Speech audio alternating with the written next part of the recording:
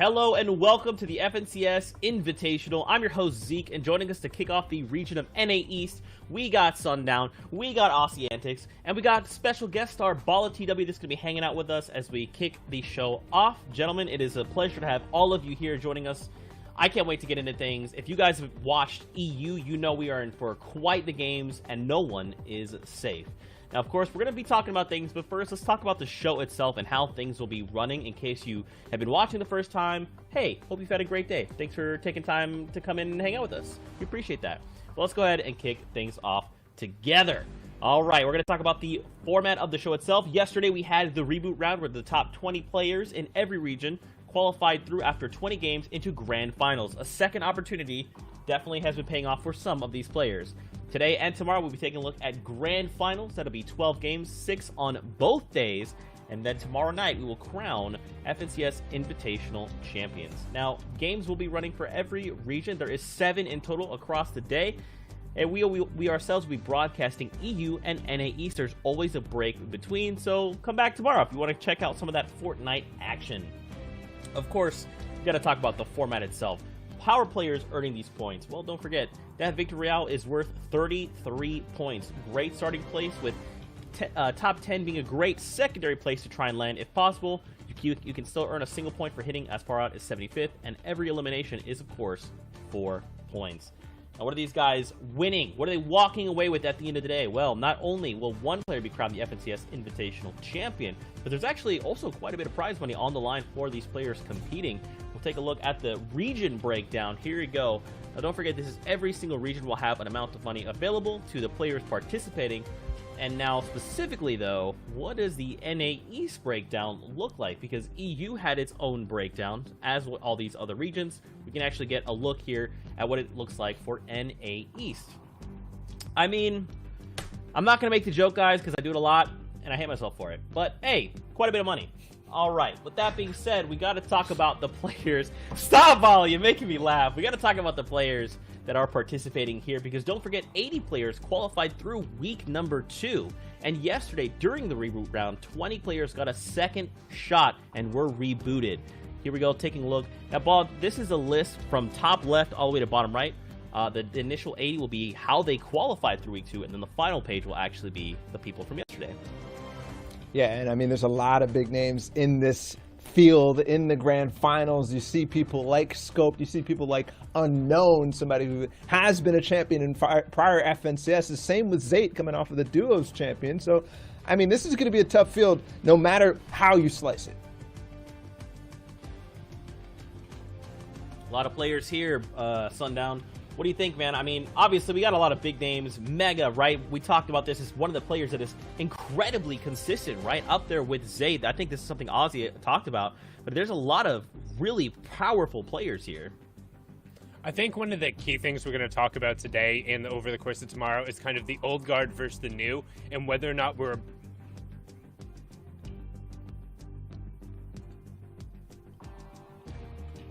Sundown, did you drop? Are you still talking? Oh. I think we dropped Sundown, so I can take over because me and Sundown had an at-length discussion about this earlier. It's going to be that old guard versus the new. We got those players like Zate, like Mega. They've qualified for every single major grand final FNCS tournament, but we have some new faces in here. I would say SF Roller, not a lot of people saw that coming through. We have Bully up there as well, coming so well. It's just, Furious. I don't know who's going to come out on top today. We have Booger, maybe has to retain a bit of that crown of being the World Cup Solos champion. Maybe they're going to be able to back it up today. I'm not entirely sure. And on that last page was the players who made it through reboot too. And at the top of yesterday was Clicks. I mean, he dominated. And this is somebody we know and we are familiar with in solo competition. But when it comes down to grand finals is the question that we pose to Clicks. Is he going to be able to perform? He's in good form, but following through is going to be the difficult part for him. Yeah, and we got a pretty good snapshot of what that looks like from EU, right? A lot of these players we expected to do well, that we anticipated was like, oh yeah, no problem. They didn't make it up there, while as other people, New Guard and also people that kind of were flying under the radar, showed up in really big ways. And just to touch on what Cam was saying, what Sundown was saying before this was, yeah, it is fight a battle basically to hold on to the thrones in NA East for people like Zayt, Booga, Bizzle, Stretch, those guys up against new guys, new faces like Roller, who really came out of nowhere after the FNCS Duos competition and taking first in week 2. And also people like Furious and like Jack. Yes, there's names that we might be familiar with if we really watch the pro scene and the practice scene, but when it comes to top of the line grand finals performance, I think it definitely is trying to hold on, because if we've seen anything in the last weeks, is these new guard are coming up.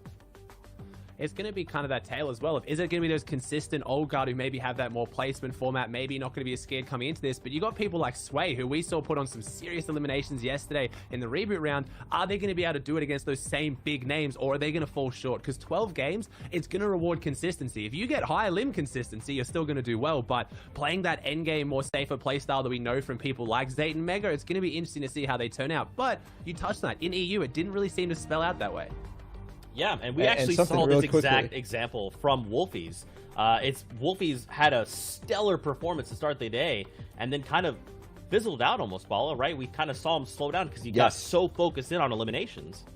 He got a little too aggressive in that third and fourth games and ended up losing a little bit of his lead, but he's still up there. So when you think about NA East and who's kind of the king of consistency over day 1 and day 2 in the last 2 weeks, in my mind, it kind of has been Stretch, and it has been Furious too. Not necessarily some of the people who've won like Commandment and Roller, who came out on top in both the respective weeks, but Stretch and Furious, because these guys performed in both days on both weeks. So that's the kind of player that I'm looking for to be consistent, like Ozzy's saying.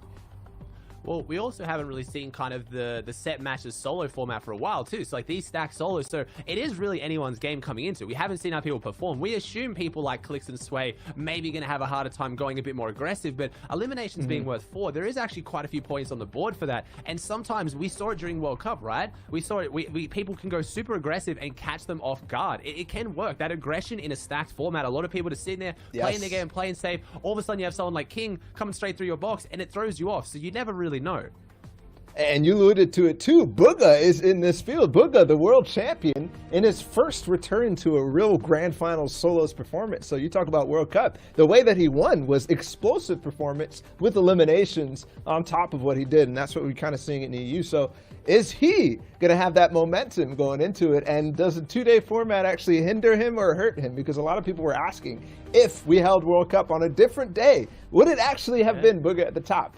Would it have been him at the top of the day holding that trophy? Is also the set match format across 2 days, right? We talk about a lot of these guys, they're going into the same games each time versus the same players. So you have a lot of time to adjust your playstyle and change it. So we've seen towards the end, World Cup being a great example. Last game, Booga didn't go to his usual drop spot of Lucky Landing because all of a sudden a few people were going there. Like, things are going to get shaken up over a 12-game format, and people can really, really change up their playstyle. So not entirely sure how that one's going to play out for it. That's right, and this is kind of like the meta within the meta, right? We talk about there being an overarching meta developing per season, but in these tournaments themselves, there is actually a meta, right? Because you kind of talk about it when you're facing off and you know, I'm going to agency, and I know these other 2 players are qualified through. They're going to contest me. What am I supposed to do now, right? Like, what are these fallback plans we have to kind of talk about? Like, this is a lot. There's so many moving parts to this story. Absolutely, and you talk about drop spots, and we start getting a little granular because we're coming in close to this grand final starting. Bizzle is somebody who has had those uncontested spots time after time, and he is coming off of actually playing recently a solos final back in February, DreamHack Anaheim, and coming in second. He's still dropping at that same spot, and I'm pretty sure he still has barely anybody contesting him in the same manner, so we might see Bizzle coming up again. Well, a lot of opportunities here for a lot of these players in NA East. Well, we're ready to kick off the FNCS Invitational for NA East. Let's get ready to send it into game with Aussie Antics and Sundown, who's now back. Take it away, gentlemen. Thank you so Sundown, much, Zeke. You can hear us. Sounds like everything's back and working now. Apologies for that. Pulled a little bit of a... when working from home, things are a little bit more difficult. Have no idea what actually went wrong, but everything going now as we drop on into NA East Finals Game 1 of 12. And honestly, here's the map, seeing where they shake out. And what do you think, Ozzy? I'm just happy it wasn't me is all I was going to say. I didn't drop out so far. I'm still hanging strong. It happens to the best of us. But yes, we're tuning back into one of those POIs that is going to shape up the tournament massively as Scoped goes down. Scoped going down 96th in game 1. He's lost the fight for Grotto. Right now, Icy taking him out. And we see 2 more players on the minimap as well, kind of within range. But this looks like it's going to be his drop now. Looks like he's got Grotto game 1 to himself. For now, as we can see in the bottom right-hand corner, it does have that kind of yellow triangle lurking by, so just typical to kind of loot around the outside and then rotate on through. We've seen that a number of times. As we switch on over to the World Cup solo champion himself, Bugha, plenty of shields, does have the blue pump as well. And a totally uncontested drop here in the southeastern corner on the mountains, and pulls zone as well.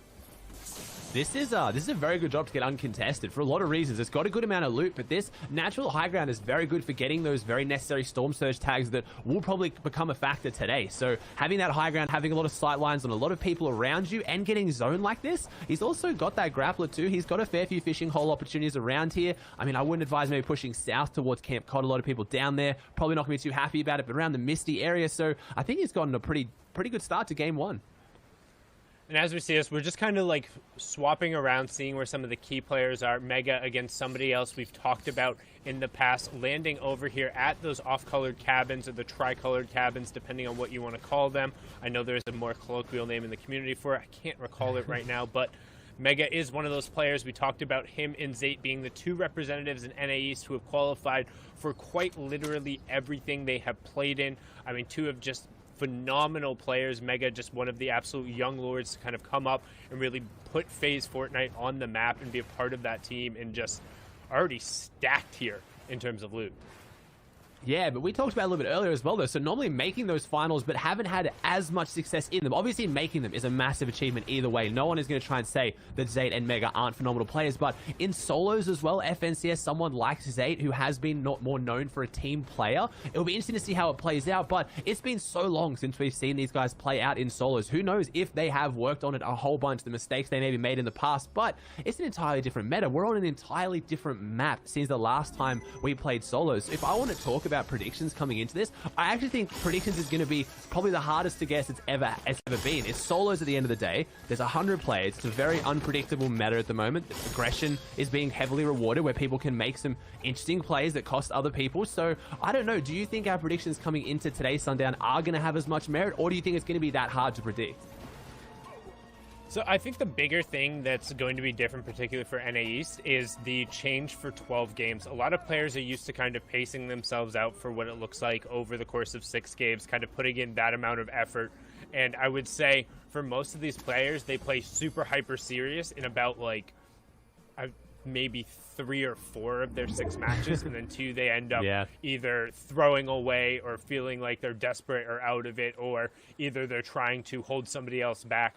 As we now swap on over to SF Roller, who won the week 3, coming out kind of shocking a lot of players, playing super aggressively. People wondering if it'll transfer over. I think that a lot of players are going to have to rethink that mentality over the course of 12 games, because it really comes down to, yes, one big game can change anything, but if you're consistently able to put yourself in a good spot, as we saw with Janice, and take advantage of players, as Roller is able to do right there, 31 tags pushing straight forward into the box and trying to clean up on the fight. Yeah, really good damage there. Opens up the fight with some heavy shots. Takes him down to Whites. Oh, takes him out of the game. Shaz is out of here. SF Roller, the winner of week 2, has put himself on the board nice and early, and he picks up Meowscles' rifle. So fair bit of damage, as you saw there, lying in wait with that AR. He's now got one of the best ARs in the game to do it with. 88 critical damage from that. So really nice fight from him. Just again, taking this advantage. We talked about a lot during our cast yesterday. Those more Battle Royale-esque moments coming into it of waiting in ambush rather than just relying on your pure building mechanics. And again, proving if you can get that first shot on somebody and take the aggressive, even in this top 100 group, Roller has no problem pushing forward, particularly in an early game fight. Can't stand still like that, going down right away. Zuki Class picking that one up, looking to make it a 2-for-1. See him sighting off the player, opts to just turn around and secure this hideout. That's one of the benefit of kind of landing over on the rig or on one of these henchman spots, getting that guaranteed heavy sniper. I mean, there's just so much potential for early game picks, for mid game pushes on boxes. Like, it just enables so many different players to make plays.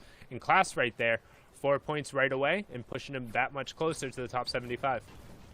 And that's when we talk about these 12 games and the set lobbies, the fact that maybe next time won't make that mistake. Now, understanding those rotations of people around you. So as these games develop, a lot of these players from NA East, they do practice a lot. They have their scrims. They play their games a lot together to make sure they know each other's rotations. But now they're knowing it a little bit better. Maybe going to be careful of Class over there. But yeah, a bit of a misplay knowing there's a guaranteed heavy sniper spawn just over there and then standing still with no walls. It's a mistake he's not going to be too happy about. Has 11 games to make up for it. But game one, you really want to get those jitters out. You really want to at least get towards endgame and just kind of feel it out, experience it a little bit, and then maybe calm down, because there's some players who we talk about old guard versus new who haven't really played in that many stacked formats like this. When you've got people coming in here like Booger, like Zate, who have been on the stage playing for millions of dollars, and you have to think their composure will come into this, especially in these early games.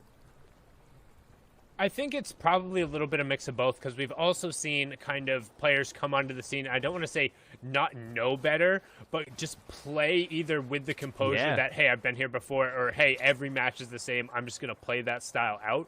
But true. I think as you kind of increase the number of matches, like 12 is a lot of games of competitive Fortnite, particularly if you're playing kind of that placement style. Like, if you were watching EU earlier, we talked about Giannis, who was able to place in first, and his ability, I think his only placement outside of top 10 or top 15 was at 54th in like game number 4. Jeez. Otherwise, he was up there every single time.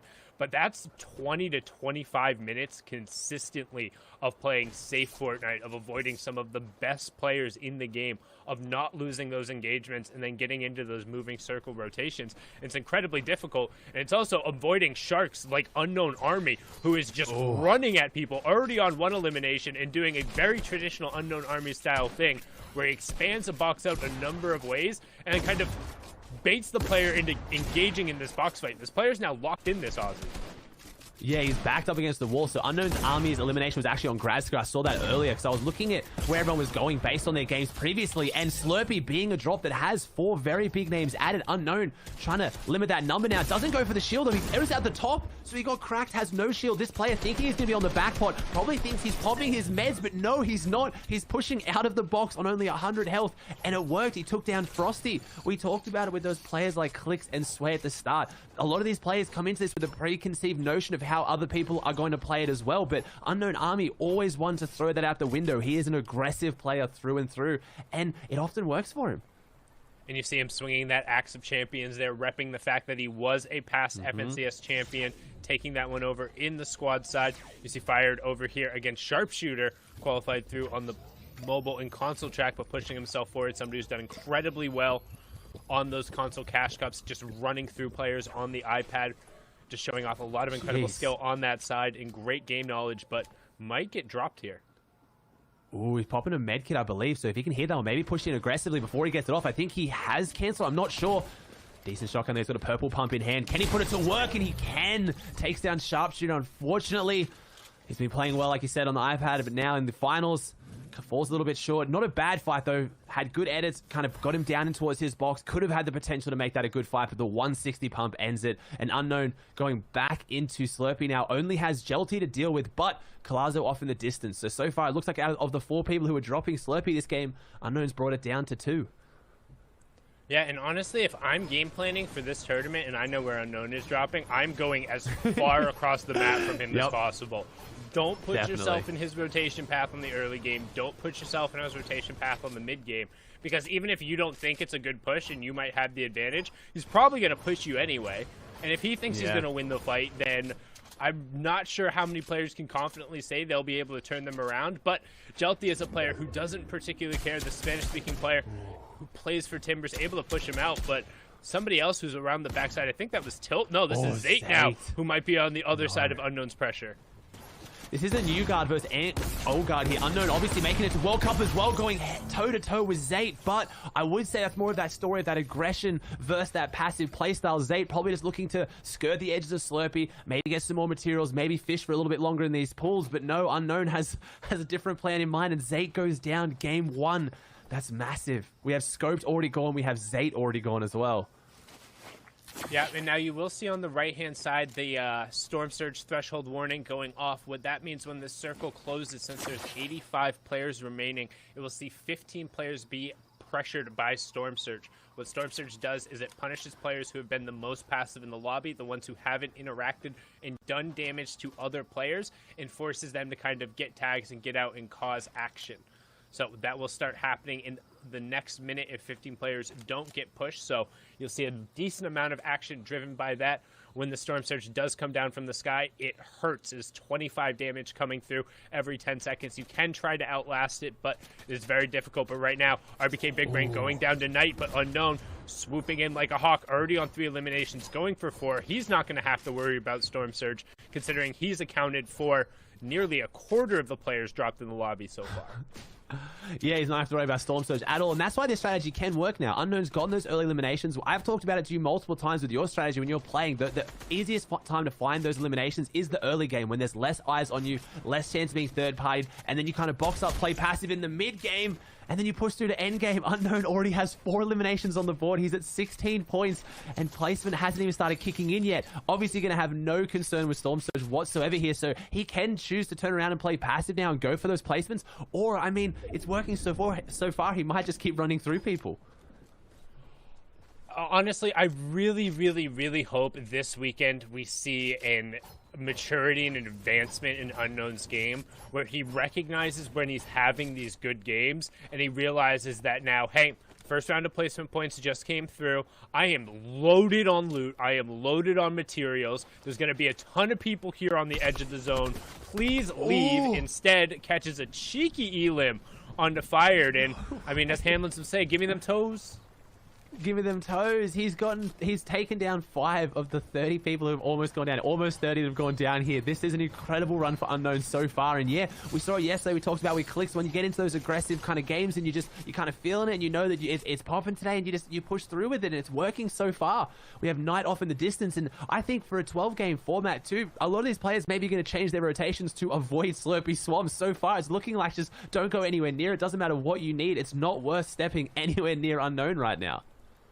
And typically we've talked about, too, how at the start of the region, a lot of players will play a little more passive, a little more relaxed. You want to kind of get into your rotation, see who else is going to be on your path, see what loot you can get, kind of get in the mid-game, see what's going on. But again, since everyone's kind of been pulled towards the southeast corner, Unknown taking out a solid percentage of the lobby and forcing us down to 68 players remaining, as we see Perplexity take out all L2, no IQ, as he gets caught on the edge of the storm rotating. So name proving to be true there, but Perplexity cleaning it up there, and now going to be rotating through the swamp. So needs to be careful of all the other sharks we've seen lurking, as Rogue Shark himself goes down and Bully picks up an Elim on the nut.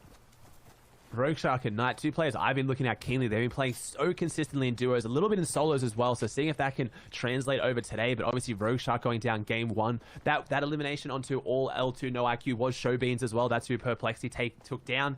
Bit of the name change. We're always going to be playing with that, as Cast is having to keep up with everyone. Also, RBK Big Brain is also Arab, which has kind of amassed a pretty core following in the scene at the moment due to his smart gameplay, but unfortunately finding himself out in that mid-game around Slurpee was his demise. But Perplexity, look at the loadout. He's got everything he needs to close this one out. Missing a little bit of shield. If he takes some tags on this rotate, unfortunately, he's only going to be able to rely on those floppers to kind of heal himself back up. There's a lot of people on this edge as well, so he's going to have to try and pick this line very, very carefully. And you really don't want to rely on floppers this early in the match. If you're relying on floppers at this point and having to kind of go back to those, it's going to be super difficult in the late game to make any form of plays unless you're able to get a refresher. You can see him kind of hanging out towards the end. You got Av up on top there. God Pump, which is Saf. It's taking it right back to Unknown. He says, how dare you eliminate my duo partner? Give me the Clay special. Straight forward with the harpoon gun. In his face with the attack. God Pump. No, it's a God Rare tactical shotgun as Saf takes down 2 back-to-back Unknown Army. That is the danger you play with. We talked about wanting to see a little bit more maturity, a little more kind of poise when you're set in that stacked loot, and instead the veteran Saf makes it pay. But you have another Timbers player kind of lurking, trying to catch him as he rotates out.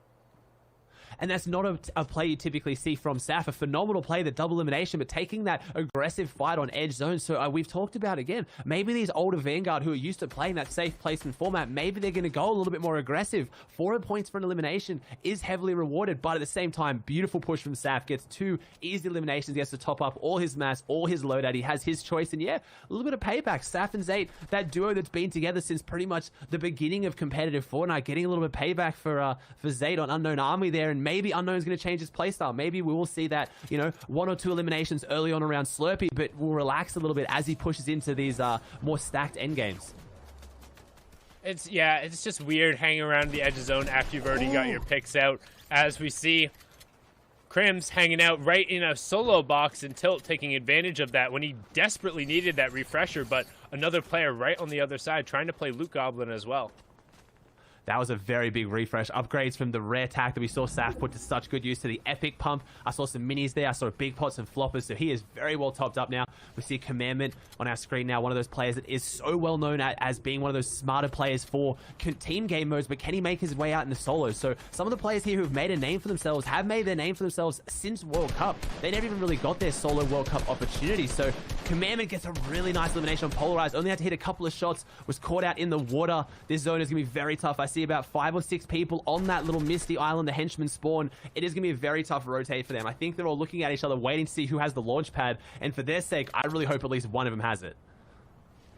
You really hope you do, because you can see right now just everyone piling in around the outside. Storm Surge is going off. The next threshold will be top 50, so everyone going to be desperately looking for tags. The Heavy Sniper, the master of tag weapons, particularly if you're able to land a headshot. You have Calc posted up there in the bottom tabs, also on the low ground. Commandant picking up Perplexity, I think, with what was either a couple of quick rifle shots, but more likely that Heavy Sniper with the headshot, putting him way above the threshold. And yep, you can see him peeking over towards where he was able to catch that, firing off another shot as Avery picking up another Timbers player there. Have no idea who Timbers P is, so I apologize for that. Seen you in a number of the games, though, playing well.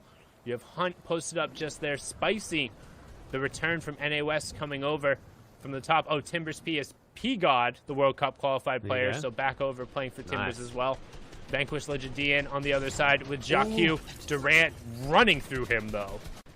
Jeez, takes down Jark, someone who has also, again, been playing very consistently recently in solos and duos with Acorn. So there's a lot of duos in here today who are going to be looking to see if we have those interactions. Our duo teammate on teammate, it can be quite interesting when it happens. Like, you want to be happy for your elimination. Sometimes it's funny, but you never really want to take a good friend and teammate out of such a stacked game. But it's all competitive here. They're going to start trying to make their way up here. We're seeing some names that we haven't been following too much. There's Furious, who performed insanely well during the qualifiers. He's now going to try and see if he makes his rotate, sees the launch pad. I think he's going straight for it. Neon here needs to be careful. He's got that flopper, but he's sitting in Storm for quite a while trying to get this launch pad, trying to break it out and find his way through. He does. Takes a lot of damage for it, though. There goes the flopper. You talked about not having them in the end game now. Only 60 health, 47 shield. It's not the position you want to be in as he's flying into a lot of enemies, but finds a nice little base. No, goes straight in. The player sitting here, tabs. No, teammate of Colazo finding great purchase in duos. Unfortunately, solos here today just kind of left that edit open and didn't see it coming. I think that's more of that Epic Whale special, right? He's kind of coined that play, flying straight into a box and just surprising people for that reset. I mean, that's what it's about, just trying to take advantage of that, get in the box and kind of take that 50-50 fight. Use your greater health pool, or in some cases, just when you desperately need a reset, sometimes you have to dive in. I mean, we've seen players going all the way back. I think one of my favorite plays going all the way back to the World Cup days was somebody jumping out of a baller through a window. I think it was Landjock who ended up doing it, but you talk about desperation plays, and we're starting to see a little bit more of that when people are going through. As Commandant ends up picking up Sizz Lucky, Class gets degen there, and we get a wide look at the lobby to see who else is there. You got Coop, Neon, Calc, Hunt, Noel, Commandant, Roller, all on the backside. Mega, Zum, Legendian, Jelty, Mikey, Stretch, Jamper, up kind of in the high ground towards the backside. Acorn also hanging out on the low ground. So a lot of names who we've seen before in weeks 2 and week 3. A couple of reboot round heroes also hanging out in there. And Durant, 6 floppers. He's going to start eating some sushi in the Storm. Yeah, he's going to try and use these to get a better position. Needs to wait to see where that launch pad is. Has time to try and find the good one. You don't want to go through too many, but there it is. He spots it. Wants to late rotate when most people have their eyes on that front zone. They're not looking back at you. Needs to time this perfectly, though, because most players will start looking for their tags and their shots once they get into that front side of zone, which no one has yet. So I think he timed this one very, very well. It is going across a straight water zone, and he makes it just to land so he can now build. Beautiful timing there from Durant. We see Stretch picking up an elimination in the feed. Acorn, Mikey taking down Kellen Class. We got people dropping left, right, and center. Jamper taking out Tilt. He's just going to try and keep his nose in that front side of zone and keep himself as safe as possible. Only has 41 builds left to his name, though, so might need to look for a refresh regularly soon, but at the same time, he does have those floppers to go for another late flopper play to get that easy refresh. It looks like Mega has just been running through people kind of on that mid-ground tarp during the rotation. You see a ton of people going down. We are going to go back over towards the land, so Durant trying to get ahead of it. Zum is going to end up picking up Calc just before the top 20. Zum turns it into a double as Avery also gets Jelty, so into that kind of next threshold of placement points as we hit top 20. Again, every top 10 will end up being additional points. Zum will end up going down the storm. Durant trying to turn an about face. It gets absolutely railed inside the box. Somebody returning fire, saying absolutely not there. He's now going to be forced kind of to shotgun and play around the outside because he only has the one build as Canada takes down TJ, and we closed in on our top 15.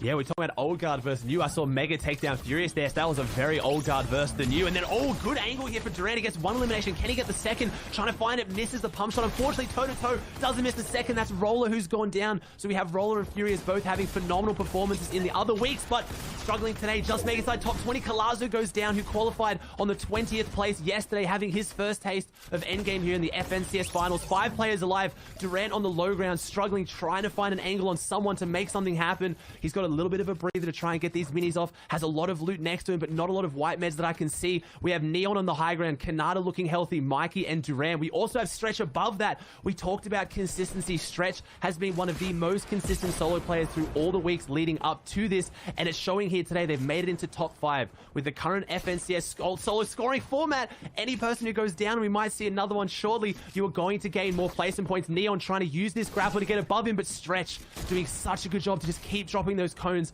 place as many builds as he can to block it off. And here we go. Neon sees his opportunity, but no, Stretch is ready for it again, and Neon is full sending it on Stretch. He's not going to be happy about this. He eventually takes it. Only has 21 builds left, though. Stretch forced to go down, eventually concedes the high ground, gives it up to Neon, and now he's out in Storm and needs to start putting some pressure because Stretch is not giving this one up easily. Yeah, but Stretch will end up falling there, unable to catch himself, running out of builds. Just the constant pressure from Neon in the grappler, wearing thin, making it a question of economy, and the double refreshes coming through gives him 33 builds when he had 3 previously, plus the grapple, plus Sky's assault rifle, plus the high ground, and 200 effective HP. There is absolutely no way Neon should not take this away from Mikey. Mikey now trying to play around and just rat on the low ground, looking for an opportunity, but as long as Neon just chills, he should be able to win this match. Like, there's no way you should drop this. Yeah, he's got 6 eliminations on the board. A phenomenal start for him. So he's going to have very high points. He's got Epic Tack in hand, Sky's AR, but you can't count it out. Player on the low ground probably has something in the back pocket, maybe has a few mats left as well, but solid shotgun shot could maybe end this. It's 100-100. It's a tall ask. Can he do it? Neon trying to push his way through, takes the edits, but goes around and takes the high ground. Maybe he's lost his advantage here. Maybe we spoke too soon. The grappler coming out, but it being blocked off again. The 1v1 situation's breaking out. Neon trying to find his way up, trying to find any angle he can. He goes back around, 15 builds left to his name. Wrapping, he's gone down to only 10 health, and he does. He gets in on Mikey. 10 health is all he needed. He timed it to perfection, but Sundown, he brought that closer than what he thought he was going to. Mikey almost wins it.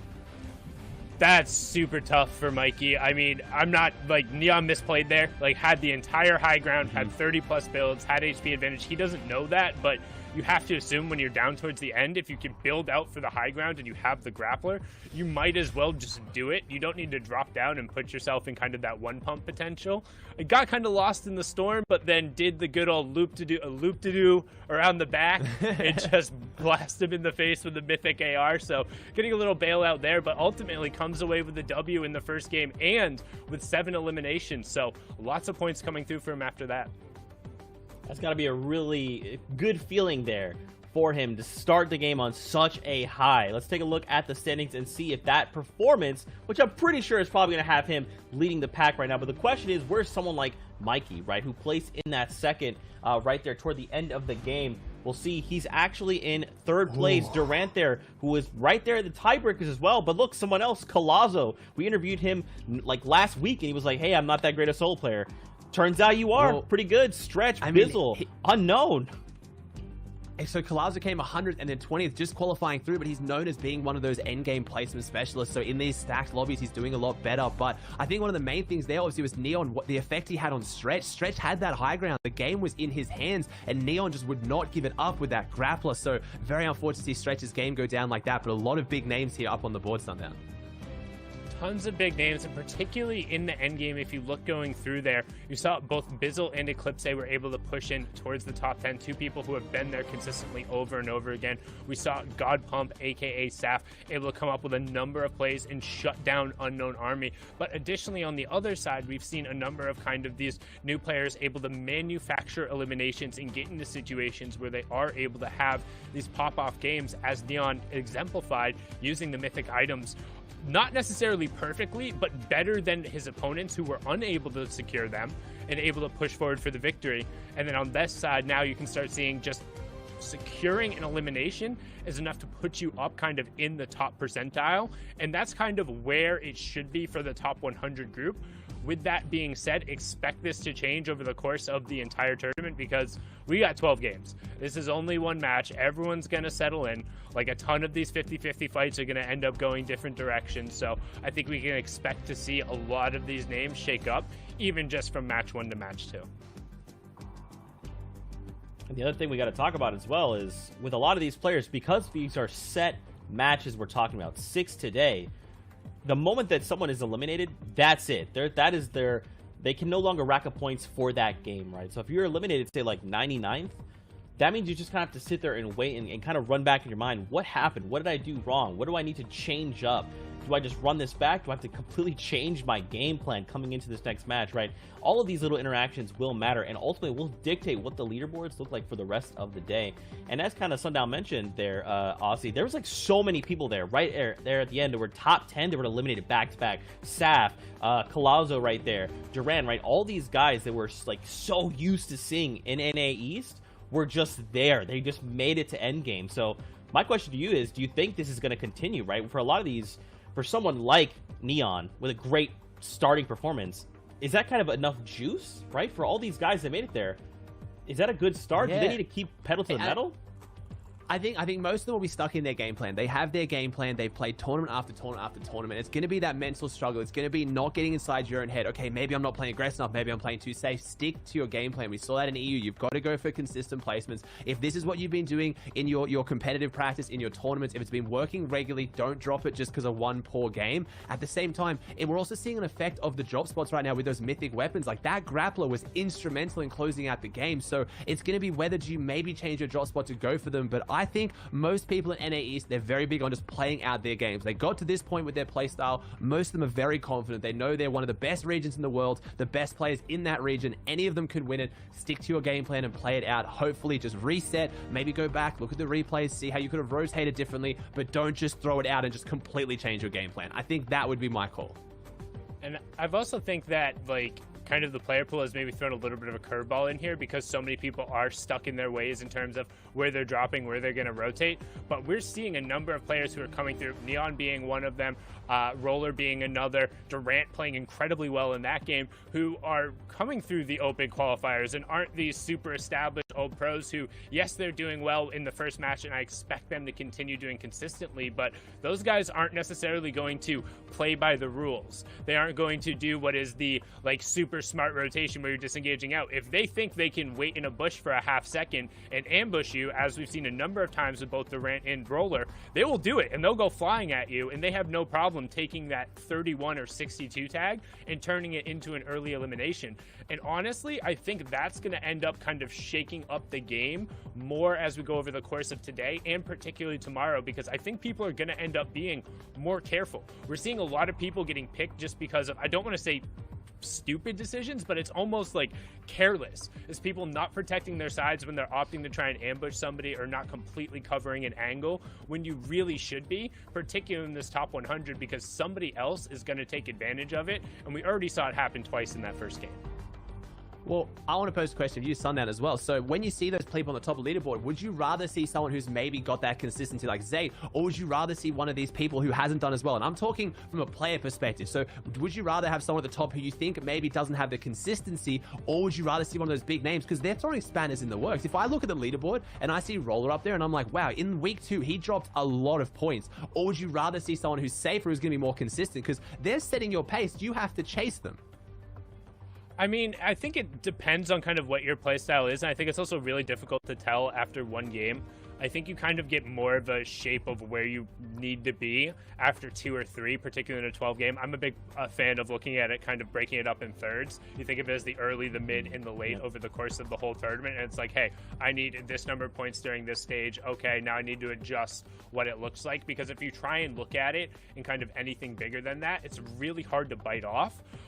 But with that being said, I think you'd almost rather see somebody you're not aware of getting those pop-off games, because it's like, okay, like, yeah, that's going to happen, but, like, I'd be extremely worried seeing Zay or Unknown Army putting off, like, a massive 70-point game early on, because I know they're going to do well over the course of a 12-game series. And right away, kind of looking at that initial grouping, I'm going to call out Bizzle and Eclipse and Saf. Right away, 3 veterans, all made it into the top 10, all picked up a number of eliminations, and they have been in almost every single major solo tournament, and they don't get nearly enough credit for that high level of consistency we've talked about, and each one of them has the potential to not only place like consistently high in each game, but to actually take home the tournament. Man, I love it. The breakdown there, out of this world. And that becomes the biggest question, right? Is like, will they have that moment? Will they get that catalyst that will just kind of rocket them up the settings? Because a lot of, even looking at the snapshots from before, 137 points in OCE and Asia, and then 138 from Janus in EU, right? So being able to just hold on to those points, drop big numbers, and just carry that momentum into day 2 is really going to make a massive world of difference for a lot of these players. Now, of course, we've seen players, people like, Mr. Savage, Benj, didn't quite perform, but that's okay. As Sundown mentioned, there's 2 days here, so you still have another day to reset. But gentlemen, I'm getting word the next game is ready to go. So let's go ahead and hop back in a game with Sundown and Aussie Antics. Thank you so much, Zeke. Hopping on in match number 2, NA East. There's the map, and honestly, what do you think of just this general spread right now, Aussie?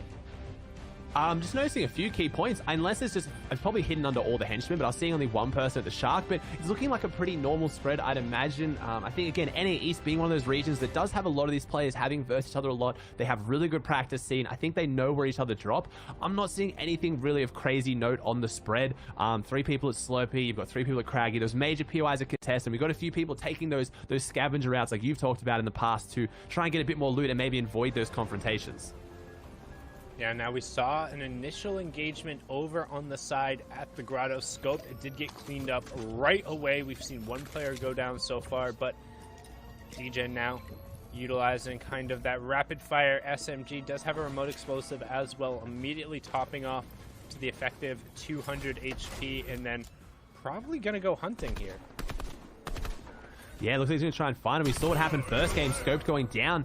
Obviously, Scope building quite a name for himself rather quickly in the scene over the last 6 months or so, performing very, very well in a bunch of team game modes, obviously with Tfue, and performing very well as a solo player, being known as one of those incredibly smart controller players, rotating insanely well. Honestly, like, for me, mind-breakingly well. When I watch people like Colazo, AV, ooh! DJN coming down and finding an insane beam on ICV, and now we got DJN trying to make his way away because he's been beamed back, but that was a very big, very fast elimination. I did not see that coming so quickly. That was a gift. That was a literal gift. Scoped had pushed ICV out straight over there, the rapid fire SMG, we talked about it, but just quick little burst over the side. And then you saw Nut rotate over, but we're going to hop on board here with Azures versus Walkman. Azures has all the pressure here. Looks like the editing fight going his way, and Walkman, no return damage at all. However, it looks like we have 1 or 2 players lurking nearby on this semi-scavenger route. He's a little bit northwest of Salty, so not a ton over here to really fight over, but generally enough loot for 1 person. I think a little bit further, though, is when you start to get a little bit further west that it does get really dicey. You've got the heavy snipe and the minigun at that house. It's a really difficult house to drop on because you're surrounded by henchmen, and the really only loot you can get to instantly without having the henchmen obviously start beaming you up is the one chest on the roof. So if you're contested, it is one of the worst 50-50s in the game, but if you can get it to yourself, I think it is actually one of the best places to drop on the map, but it is a little bit dicey. You've also got 3 different henchman chests in this area, kind of like just littered around the bushes. You got one near the broken car outside of One of the best Sweaty, areas to drop on the map. I think it is. One of the best areas to drop on the map. Guaranteed heavy sniper, guaranteed minigun with henchman chest to get guaranteed shield, but unknown going down to tilt. A little bit west of Slurpee. He's actually found himself pretty far from Slurpee pretty quickly. I have to think he maybe got pushed out of Slurpee. It looked like he was just trying to hunt whoever he thought was most vulnerable, taking a fight against Tilt there, but Tilt is no stranger to those box fights, no stranger to close range fights early on, and as we say, somebody no stranger to close range fights, Sway, who scored nearly 80, I think it was 80+% of his points in the reboot round on eliminations now, yet to find a point here in the early match, now down to 4 builds, does have the Midas drum gun, does have a ton of extra shields as well, and the drum gun will just barely be able to bail him out of that fight. 12 HP coming through, going to be able to top off. Does not have the white HP going through, but fired. Ended up on the other side of the bullets going Burr. Canada lurking nearby, but I think rightfully going to disengage, seeing that Sway had now established himself up. Sway picking up the first elim, and that's a storyline I'm going to be interested to see because when he got rolling yesterday, he was very, very, very good. However, he did not convert into placement nearly at all, and I don't think you're going to be able to place as highly in this bracket without just converting on the available number of points that come from placement. Yeah, we saw yesterday, you and me were watching the games, we saw how easily Sway can even convert eliminations endgame, but he would convert those eliminations around that like first rotating where the placement points are about to really start sticking in, and then he would just go down. So it is a story of whether he can kind of contain that aggression, but I luckily had the drum gun in the back pocket. I think that's really the only weapon in the game right now that could have saved him for that one, going down to 12 HP. But I was going to call it, Sway found himself without the builds, his ultimate win condition. He is one of the best builders in the game, but when you're versing some of these really good players and there's so many eyes on you, going for those big fancy high ground retakes is actually sometimes worse than when you think about people like Booger who revolutionized the box fight tactic. Just sit in your box and take a fight at close range. Third partying becomes harder. You have a lot more control. It's just not as risky. And ooh, we see Neon picking up such an easy elimination on Jay, doing so well to kind of stretch his lead out here or maintain it with not a fancy play, but very, very good attention to what's happening around him, thinking maybe if I box up here, take one little tiki tag and he gets the elim. But also worth noting, he boxed up. He didn't leave himself exposed like we've seen so many players that you commented on earlier in game one going down to kind of silly mistakes. Yep, and in order to get the eliminations, you have to take the shots. You miss 100% of the shots that you don't take. Wayne Gretzky, Michael Scott, but now Scoped trying to miss none of the shots here. He has that Brutus minigun making it sing. However, kind of hitting that maximum fire rate, so going to be pushed down there. Does need to be careful of the light ammunition. Has enough to make it through early on up to the 250, so plenty to work through the early builds, but also doesn't want to necessarily gimp himself for this mid and early game because he's not going to have a ton of opportunities to really kind of refresh back into it. And Scoped desperately, after going down so early on last game, really wants to pick up an elim here. It's tough when you go for an ambush like that and then don't immediately convert because, like, what are you going to do? Be like, surprise, I'm engaged in a fight, and then leave? Like, you're both in the zone. You're kind of committed to this fight. Like, you need this refresher, right? Yeah, I mean, at the same time as I've been watching Scope for quite a while now. Last time when he was playing, he got quite tilted, posted on Twitter that he's not having the tournament. This isn't his tournament. I don't want to play this anymore. And then ended up winning the whole tournament. So obviously someone who can bounce back from having a rough start, takes down Mikey, who had a phenomenal start in game one. Not such a good game in game two. And this is what we talk about with the 12-game format. Anything can change. Last time Scope went down in a 50-50. You mentioned it before. Now he survives the 50-50. He's taken down Mikey, and that has a huge impact on the tournament. It has a massive impact. Like, we talk about each one of these eliminations kind of being worth more when you get up into this top 100, but you're directly competing against every single one of these players, not only now for qualification spots, but we're talking about actual prize money, trying to push yourself up farther, and then getting those spots mean there's somebody else who is pressured by Storm Surge, somebody else who is taking a little bit more damage, who has to use more resources, as we now say, Raised by Kings, Big Brain, a.k.a. your fellow Arab, a.k.a. the content creator, now trying to Big Brain his way through, and you actually see him, so hanging out just outside the Shark now, using the porta potty to rotate. If he's able to find another campfire on the other side, what he's going to look to do is just kind of wait this time out, making sure he's firing off into the bush to not get jumped there, but he does have enough resources where if Storm Surge becomes a factor, he could survive through it. Yeah, definitely. And Arab, knowing for being that big brain player, so that's why he prioritized the islands. I know he's been talking about it leading up into these games that he wasn't actually going to drop here anymore. He was trying to change it because a lot of people were here, but I know coming into this from talking to Arab personally, he had a lot of confidence in this drop. He knows this drop, and it goes into his kind of smarter gameplay with doing stuff like this, baiting out the bush. The stair comes out and he just waits. No, the bush gets broken, so he now knows he's here. His surprise has been ruined, but he takes the wall and he goes out. And there's certain drops that are going to work to your different strengths. Arab is a smarter player. This is one of his strengths, and he can outplay people like that. He can bait them into having the advantage on his back foot. He is known as a content creator, but he has kind of transcended past that, doing phenomenally well. He came second in a week of Duo FNCS, now qualifying straight into finals here from week 2. Didn't even need the reboot round, and it's because of plays like that. He plays to his strengths. He knows that he can outsmart his opponents, so he goes a drop that rewards that. And honestly, particularly in solos at this level, you have to do absolutely everything. If you're not being cheeky in a bush, if you're not hiding in a cone, if you're not making sure like you're leaving a trail for somebody that's obvious and then doubling back and checking it and like manufacturing eliminations for yourself, somebody else will.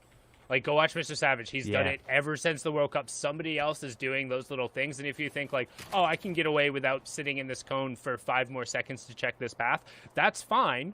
And you will be safe on your rotation. But the person who did wait and caught the player in rotation because they were aware, like Azure's here, able to check the side, get the couple early shots, and begin pressuring forward, they're going to get the one who ultimately walks away with the elimination points. Azure's continuing the aggression forward. However, getting traded back a little bit, needs to think if he really wants to double down on this fight, as they are towards the outside of that circle, and zone is about to start moving.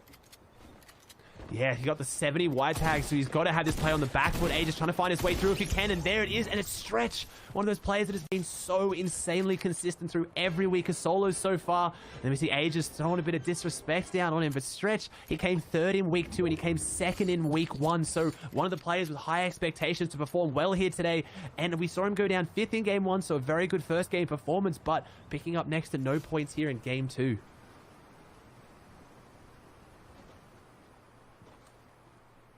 And that's what it's all about, just saying who's able to kind of progress forward and make the best of it. We've talked about it. 12 games is a lot of competitive Fortnite. Those of you who are just joining us, welcome here on this glorious Saturday. This is the FNCS Invitational Grand Finals. We are in the NA East portion. It is also my mom's birthday, so going to give a quick little personal shout out there. Happy birthday, Ma. I'll clip that for you at some point. But hopping on board here with Overtime Polarized up on the high ground, trying to make sure he's well above not only the Storm Surge threshold, as he's sitting at 381, but making sure he's in a position where if he does have to rotate immediately after this, he's not going to be overly threatened. So wants to make sure that little scarecrow above him, the empty build, is actually empty before heading a little far more centrally. Can't brush past that one. Happy birthday, Mama Sundown. That is adorable. Yeah, see, polarized play. Not really as much of an adorable play here. The heavy snipe straight into the body shot takes down Eclipse. One of those names you were talking about as having such good performances in solos, and unfortunately here today goes down game 2 to Polarize, who's just getting his first points on the board. He's gotten 2 eliminations this game, taking him from 2 points to 10 so far. Some really good quick little rotations. Unfortunately, that was Eclipse going down there. We talk about the power, the heavy snipe, the one shot to the head being an elimination, and then the body with the immediate AR follow-up. A little less painful now after that ghost tampering, but it still hurts. Hopping on board here with TSM Commandant, a.k.a. Commandment from Team Solo Mid. Honestly, one of the favorites coming out of NA East. He's had some fantastic performances from week 1 into week 2. Been one of the most consistent players in solos just all around. But again, kind of one of the players who, once getting to the big solo event final, can sometimes struggle to really put up that final performance and pull it all together for the W. However, sitting okay right now. 40 above in terms of the Storm Surge with 20 players, or with Nice. excuse me, with 2 players who need to go down. Those 2 20-plus tags will put him well above. And the thing that's really hurting here is his lack of extra shields. Ooh, and a great shot onto Haft, and he's immediately going to sprint over to that and see what can I get from it with only his Gray Tac, the common AR, and then the heavy snipe. So he was definitely hurting, needed the refresh, and leading on the heavy sniper to make it happen. That was a beautiful shot straight down the line. That was really, really well played. I was going to say Commandment someone I've watched a fair bit as he regularly plays in our cash cups with EMAD, and I find that quite respectable, playing on such a high ping deficit and then having to rely more on that smart play than having to rely just on pure mechanics. So someone who does play a lot of competitive Fortnite, and it shows here today, putting himself in such a good position to pick up that elimination. We see Zate, someone who plays a lot of competitive Fortnite, struggling a little bit today again, only been a game and a half, 1 point on the board. We saw him go down to Unknown Army last time and maybe changed his rotation path. His Unknown Army went down early, but maybe Zate just avoiding that completely as Arab picks up another elimination in the feed, taking down Starving Aiden. So that's 2 eliminations for him, and Zum caught sleeping, gets the very nice open tag, and then Zum places the walls but doesn't place them close enough, and Zate just gets a freebie. Zum, hello? Are you there? Hello? You're in the FNCS Grand Finals. You need to put a roof above your head, man. Zate taking advantage of that, catching him off guard. I mean, we kind of talk about it, how you need to manufacture those opportunities. That one seemed a little free. I think Zum actually might have been doing a little bit of inventory management there and then kind of got caught out. It looked like he had just looted something. So, if anything, that's just super, super, super unfortunate timing. But it looks like Zate is opting for a little bit more of a safer rotation, completely avoiding the warpath that Unknown Army was on last game. However, we saw him get ended right away by Tilt this game, so it's not going to be a factor here as Bully is in your box. Yeah, he's trying to get in your box. So far, there's only one wall holding him out from being in your box. He's now in your box, but you've gotten out of it, so Bully trying to find his way through this one. It won't take him long to get in the box, and there it is. Takes him a couple seconds. Really nice play. Harpoons the floor to instantly break it. Walks up to it by crouching under it, but then stands up, which means that when the other player tried to place the floor, he's phased through and he gets a free tack shot, and that's all he needed. Really, really well played by Bully to get in your box there. Showing some good level aggression right there, executing on the box fight and making sure he was able to close the fight out before taking too much damage. As we now get a pan over, you see Sway, Weigel, 2XC, Ghoul, Furious, Polarized, Perplexity, Bully over on the side, Jelty, Doxy, Fishy, Coop, Shaz, Vanish Banked, Vexy, Wiggs, Johi, tons and tons of NAE's players we've seen before. 66 players still remaining as we head into the 4th Storm Circle. We have 1 minute and 15 before that rotation will start. I would expect to see a large number of players go down on this rotation. Storm Surge will start to get threatened kind of towards the backside. We do see Sway with that drum gun. No additional aggression since the early game, which was out of character from what we saw in the other rounds. And what we really want to see from this player is we don't want to see kind of what happened with King at the World Cup, where you look really, really, really good in the early and the mid game, and you're able to kind of get these flashy plays and grind it out. Like, yes, that's good, but that's not a complete Fortnite player. You need to be able to get into the placement points. You need to be able to get into the end game and kind of be able to take advantage of your slaying capability in those opportunities. That's what really enables you to be kind of really great and truly competitive. But Sway now just trying to get aggressive and get into one of these old boxes. Now turning around, using the drum gun, putting as much pressure on this opponent as I can. His opponent now recognizing the drum gun's there, and Weigel just barely going down. 24 HP, but the siphon coming through. Sway needs to find a little bit of space in order to now heal up, because you can't take those trades with the drum gun when you're not at the kind of the effective max HP. You'll end up losing in more circumstances than you would want, because you want to be essentially winning in every circumstance. Take every advantage you have. As Furious now, again, trying to fly against it. And this is 3 hyper-aggressive players all next to each other. Yeah. Bully, Furious, and Very Sway close. right on top of each other.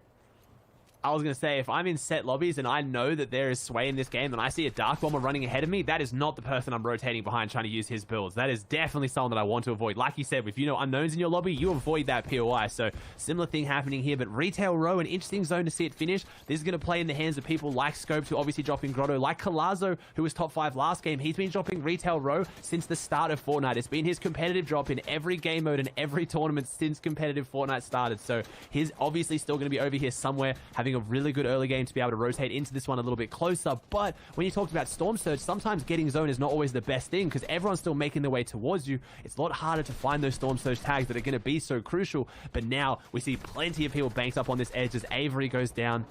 It's going to be an interesting endgame. If this goes further east, it's going to cause a lot of problems.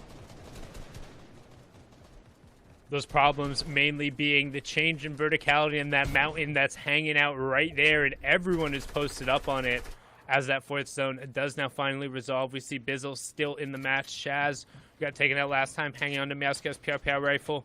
The 44 and 88 tags from the headshot that come through when that thing is at its closest distance really hurt and are able to kind of rocket you up, particularly in the Storm Surge threshold.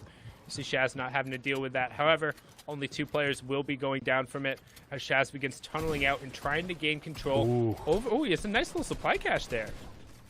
Yeah, nice. He needed those minis too. You talked about not wanting to have to rely on white meds towards the end of the game. Floppers, bandage cannon included. You want to have some shields as well, because now for tags like this, the white med's not enough to heal you up, but you don't want to be running around 130. I'm assuming he's seen it, right? Maybe he's just waiting for zone to pull a little bit more to make sure he doesn't take any tags to get it. I think maybe run out there, grab it, and just use the bandage cannon to secure it. But Bizzle getting some heavy pressure on him as we see SF Roller on the back foot as well. 100 health, no shield. He might be looking for an impact, and he is right now. This would probably be your definition of shambles. Has 56 builds, has a loadout to get an elimination, but not the health. But we've seen how good SF Roller can play when he's aggressively pushing forward and finding those eliminations. So if he can try and find his way into the box or maybe find someone rotating past, he could get that refresh, and that's what's going to make or break those really good players to those really great players, being able to find that pick that you now need without having to go too aggressive for it and risk too much. But Roller not in the greatest position, but it's still not over for him here. Yeah, talk as much trash on the dude as you want. Every single time he's pushing into a box, I at least see him reverse editing the cone so he can't get immediately flown on. So I'll give him props to that. That's more than 95% of competitive players. As Stowe, with a absolutely brilliant cone on top of Rogue Shark, edits him down and drops him into the storm, picks up the floppers for it as well, but now he kind of needs to haul a little bit as he's on the edge of the storm. Does have the flopper to kind of save himself and give him a little bit more wiggle room to work with as the zone does settle. And honestly, manufacturing a little bit there, but with the 27 builds, he's going to need to find another pick or just be really, really, really patient, because Aussie, your worst fear has come true. Yeah, it's gone straight across that mountain now. This is going to be a very hard zone for players on low mats like that. We see Kalazu looking around again, someone who dropped a knee here, so maybe has a decent amount of mats. Same with Scoped up there. Illist in a really good spot, has Sizzlucky directly above him. So these players are looking really good. They have that advantage. They're already at the vertical limit for that mountain, so they can just tarp straight across. These players I'm seeing down the bottom, like Zucky, like Knight, like Elige, Mega, they're going to need to make their rotate. Durant trying to put some pressure in the sky, and that he does. Clicks also in this game, picking up an elimination on Bank, and Durant gets straight in his box, so he gets 2 eliminations. Does he make it 3, or does he go down? No, he makes it 3. He picks up 3 eliminations. That one was on Neon, who was our leader after game 1. So Neon going too aggressive here and going down. And Durant, who was in 2nd place, now picks up 3 eliminations, 1 of them on first. So that is a huge turn for this tournament. That was massive. Absolutely. Like, we've seen him get in positions and being able to capitalize on those launchpad rotations plenty of times before. But Neon just going straight gung-ho into the box. Durant being able to trade it out. Calc picking up an Elim there as we see Elige also going down, closing on the top 30 as we go down the backside of the mountain. Now the real question is, do we go back up the mountain? Because if so, all the people up here on the high ground are going to have the advantage as we hop on board here with the calculator himself trying to make plays, working from the top down as we do go back up the side of the mountain. So sorry to everyone on the low ground who just burned all of your utility. You drove the short straw. You can now burn everything to try and get back up as Calc eats 2 huge bullets from Polarize. He's going to go down there. Sway is going to pick up Plague, so made it into the end game. And as I say that, Vexy picks him down. Polarize now rotating around the front side of the zone. You see Crims a little bit behind him. Scoped sitting underneath that. Illist just above, actually holding ultimate high ground right now, Ozzy. He had high ground before the zone even went up the mountain, so just beautiful positioning so far from Illist. He's played this one so well, and sometimes you just need the inventory and you need the loadout to even get into that position, but Illist clearly had that. He has the high ground. Kanata making a short pad onto frontside. We're seeing some big names in here. I see RBK, Big Brain still in there. We see Coop, who obviously previous teammates, Durant, Nuts, Stowe, Jack. We got some big names, but Illist trying to put down some pressure from the high ground, but even without pressure and eliminations, he's just getting free placements. He's avoiding all of this that's beneath him right now. No one is looking at him. We haven't seen that grappler come out out into effect yet. Anyone trying to take it from him. Kanata takes down Crims. 28 points for Illust. I have to think, unless he has a massive misplay, he's going to jump up quite high. And Kanata picks up another elimination with Scopes taking down Mega as we push towards this top 10. And we have so many big names. Arab going down, unfortunately. Kanata going down to Stowe. This is now top 10. Every single player that goes down, everyone else is going to receive guaranteed placement points. This is where you really want to hold on for as long as you can, as Illust right now in a great position to apply pressure from above, but there's so many old builds that he can't find his way in, but he's just getting more and more placement points for free. He has 20 builds, 4 floppers, 6 minis. We called it last game. We almost jinxed it for Neon, but you'd have to think Illust is going to be able to close this one out as he takes down Scoped, a big shark in this lobby, and we haven't seen the grappler come into effect. I want to see if someone has that. Maybe Jelty, from what I just saw from that movement. Jelty might have that grappler to be able to take Illust high ground, but without that, this is going to be a very hard game to take from Illust. Which he should just be able to work top down. I mean, this rotation going back and forth over the mountain is so absurdly frustrating if you're not able to control the same space as Jelty is able to pick up Coop, and particularly because it's gone kind of not necessarily on the same axis. It's just given the player who had the most materials, which effectively has been Illust, working the top down, the advantage here, but now he's going to be forced to look back out in the storm. Does have the floppers to pick it up, but this zone is an absolute nightmare. This is an absolute nightmare to find his way down here. Illust, 4 players alive. Someone dropping down in front of him, and 2. Harpoon comes out trying to break them down. Illust only has 1 build left. That's it. He drops down, goes all the way to the very bottom. Illust going down to 4 damage. The high ground ended up being his demise. He got a lot of points from it, but now Stowe has the high ground. Polarized, Assault having their fight down there. Assault goes down to Polarized. It's a 1v1 situation. Stowe has the rockets in hand. Can he make the play? He's trying to thread them down. He has 12 rockets in the legendary RPG. 25 builds, 3 eliminations. Can he make it 4 to close this one out? He gets knocked down. He goes down shotgun to shotgun in midair. He takes the shot on Polarized and closes this one out before he hits the ground. 4 eliminations, and high ground being the ultimate win condition, but Illust was just a little bit too high. 2 HP being the difference, and just look at that build going back and forth. That is so absurdly frustrating to deal with when you're in that end game. If you're up on the high ground, just desperately trying to recycle over whatever you can, use whatever your bats, but the back and forth, I mean, it's an adage old at time when it comes to competitive Fortnite, but Old Man Mountain will claim his tone, but particularly when it comes to the moving zones, he's able to claim it there. So many players going down, whether it's fall damage, running out of materials, or just getting railed on from Illust and the other players from above. I mean, that was a heck of a finish there. That's right, guys. Now we got to ask ourselves, where is Stowe on the leaderboard? Where did that end up bumping him all the way up to? And it looks like Neon from first is now in second with Durant contesting there. Stowe is put all the way up into 3rd place after just his 2nd game. You can see how quickly it changes up here. So Neon was at 61 points going into that game, only picks up 7, but he's still in 2nd place. We have Polarized jumping up quite high. Illust, who had that high ground. Kanata jumping up into there as well. Calazo dropping down just a little bit as he was inside top 5. We have Coop flying his way up through the leaderboards as well. Scoped, who picked up 0 points game 1, is now 26 points in 17th place. So it just shows how quickly you can change up. And I mean, honestly, the really impressive thing right now is Durant being able to climb all the way up to the leaderboard. You can see as we continue rolling over some super stacked names on that 21st to 30th page there with Eclipse, Knight, Unknown, Clicks, Sway, Saf, Tilt, Bully, all kind of just stacked on top of each other there. Very much so in contention, but again, on the outside looking in. However, only about 1 elimination kind of here to really separate them off. So again, we talk about this format and everyone being a little bit closer in terms of the skill disparity between 40th and 31st. If you are able to knock off 1 other player, you're jumping up 10 points. So we talk about just 1 decent game being enough to kind of rocket you up. Every single one of these players, including Acorn, Spicy, Hornet, all very much still within striking distance. And again, I know we've stressed it a number of times, with only 2 games down, we still have 10 more games of Fortnite to play. So we have a typical tournament of this Fortnite's worth of games to be played over the course. But again, with the set lobbies going through these games, I don't want to say they're infinitely more stressful, but man, it feels like it. There's a lot of pressure, and these guys are putting it all on the line right now.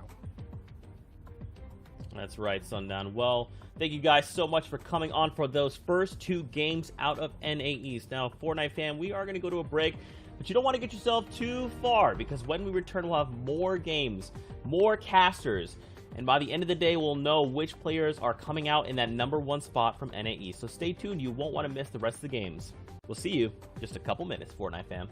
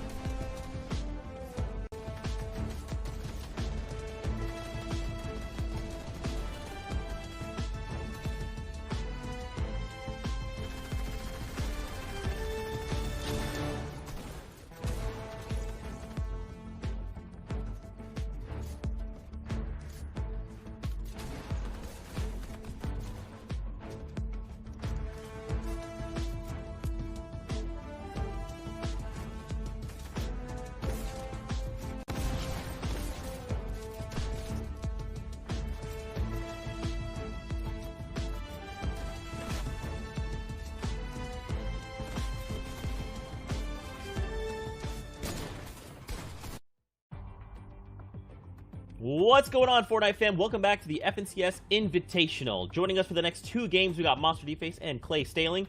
Gentlemen, we've watched a pretty interesting first 2 set of games. Looks like the new guard is giving the old guard quite a run for their money. It's not what we expected, not at all. I mean, that first page, that top 10, but hey, it's the shakeup, right? Anything can happen. It was only the first 2. Everyone's kind of getting their gears going. You can't count out the pages of, you know, page 2, page 3, right? The top 30, top 40 players. Everyone's still very much in the running right now. As long as they can keep their composure, let's keep it swinging. That's right. Well, speaking of new guards, Colazo up there. Mr. 100, Mr. 20 right there scooting in, and now he's in that top 8. Ooh, looking good for him. yo, what else is looking good is the fact that we're getting right in the game, boys. Take it away. All right, thank you so very much, Zeke, for loading us up. But yeah, here it is, Clay. We're jumping in. It's game number 3 right now. It's the day 1 NA East Finals here for the Invitationals. Solos competition. So look at our map right here, bro. Yeah, we got Salty Springs uncontested as well. There's only 2 players there in Sweaty. It's actually going to pool to Sweaty Sand. This is going to be a very interesting zone there with the Northwestern Islands, my bad there. Oh, and play for zones. We all know how hectic that can be. That's right, and I mean, we're jumping in with our first taste of some action here. It's Outcast Kel's going to land a couple nice burst shots right here, all finding their mark. No shield on this opponent right here, and he's going to get traded out. Some good tags, and I mean, it's looking like a close battle right there.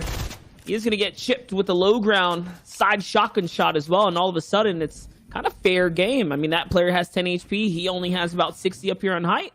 He's going to go and do a little reset. It's Nexi who's in a battle with right now. He's looking for some angles. It's kind of scary this early taking a battle, right, with no shield. It can go ever which way between the 2 players right now. Last thing you want to do is kind of sit around and waste time right now. So we'll see who can end the battle quickly or draw out. Nexi is going to break the builds, and oh man, the good angle from Kel gets the advantage on that one, and Nexi gets sent back to the lobby. That angle was so smart there from Kel to go out to give him that good top-down view as he started falling down. That was the last pieces to be broken. Very, very good play by Kel to get that elimination. He had set that up beautifully. As we move over to Tabs G here, who does only have 2 points in the day. Again, we're only into game number 3, so there's still a lot more room to improve here for him. He does have a player right in front of him, though. He could look to get this. We do see Agers going down, though, to COD Genesis. That's a really big elimination. Yep, Agers falling early in the competition right now, like you pointed out. Tabs G's got to do something soon, or his morale would continue to stay low. It's only 2 points so far in the competition. He's coming right across, past with the legend Bizzle himself, who also tends to have this rotate to himself. And little does he know, the ambush was waiting, and Tabs sets up a big one. This is exactly what he needs, some momentum in his favor to find these elims, pick up those points. And with that one single elimination alone, he effectively doubles his points coming into the late half of the game here, game 5. So well played for him. I mean, 2 points just shows that he only got placement once, maybe twice across the games coming in. So quite a rough start for Tabs here. But if you can snatch these last 2, I mean, that's okay. Or excuse me, game 3, but that's okay. You get your momentum back in. You get your footing back in the game. And that's exactly what both him and Hap need to do. They need to get their footing back in again. We're still early. There's still a lot of Fortnite left. You can get eliminations like Hap looking to get right now, but he is going to be spotted out there by that player, but still going to push his aggression. He is going to go into the fight, continuously building there just to make sure that player is getting cheeky shots off. You saw him sitting there waiting for it. Now shotgun shots being changed here. No one getting any tags. There is Hap looking to get the pressure in with the SMG. Does get that first tag in the fight, so now the fight's going in his favor. He can look to make it happen as we get a wide pan there. It's going to be Jaybird on the high ground. Shots going through Hap. It's a lot of damage there, but takes a little bit himself. Has to worry about that, but he's continuing to put the pressure from the prior shots. Trying to ramp boost his way on in, trying to SMG spray on down this player. Going down, putting those layers in between is going to be able to stave off the pressure for now. But Hap continuing, Wing into the box. Player not going to get taken. The piece control was just not there. This player continuing to escape for now, but no, it's in the box, and that's Jaybird going down. Kind of scared to think that Hap didn't even land an opening shot. He just had this player kind of spooked, caught off by surprise in this kind of ravine, this valley here, right, between the river, and still took the fight fearlessly as if the player had no HP. These are the kind of caliber of player we're looking at, we're dealing with, the confidence right now coming into the game. The jitters are out the way. Game 1 and 2 kind of, wipe the dust off the shoes, and now they're coming in polished here. We'll see those. We jump back with Durant. Durant off to such a prominent start. The beginning stages here, 74 points. My gosh. I believe he rounded out at 10 eliminations total so far in the competition. So he's definitely looking to turn things up. Remember, this is a completely Western zone, so even his rotation right now, it looks like he's playing it a little safe to kind of guard his positioning that he's sitting on the leaderboard here with a coastal rotate all the way around, taking his sweet time, enjoying the sun right now. Definitely enjoying it. Again, 2 games underway, and he destroyed both of them. A 3rd place that first game with 4 eliminations, a 10th place with 6 eliminations in that second game. This is strides of what we saw Wolfies do over at NEU. That, same sort of dominance. We'll see if he's going to be able to continue the domination here in the North American region. As we see Wiggs is going to get shot at, though, does get out of it, doesn't take any damage. He did have that big shield there just in case he does end up taking any. What's concerning about him is his lack of materials as he's rotating through this already looted area. It's going to be very hard to find mats that he can recycle there. And you see, luckily, though, for him, it isn't the softer mat category. That brick in the wood, his metal is looking decent here. Well, that's right. And I mean, remember, guys, if you're just tuning in, you're wondering, how do we get here to the FNCS Invitationals, the Grand Finals? This is the combination of 3 weeks of competition right now as we're approaching that middle of the pack day 1 right now for the NA East region.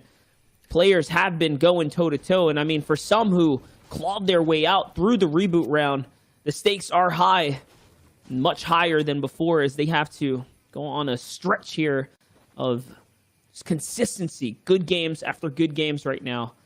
Wiggs, though, looking to line up the big shot right now, trying to see what he can find here.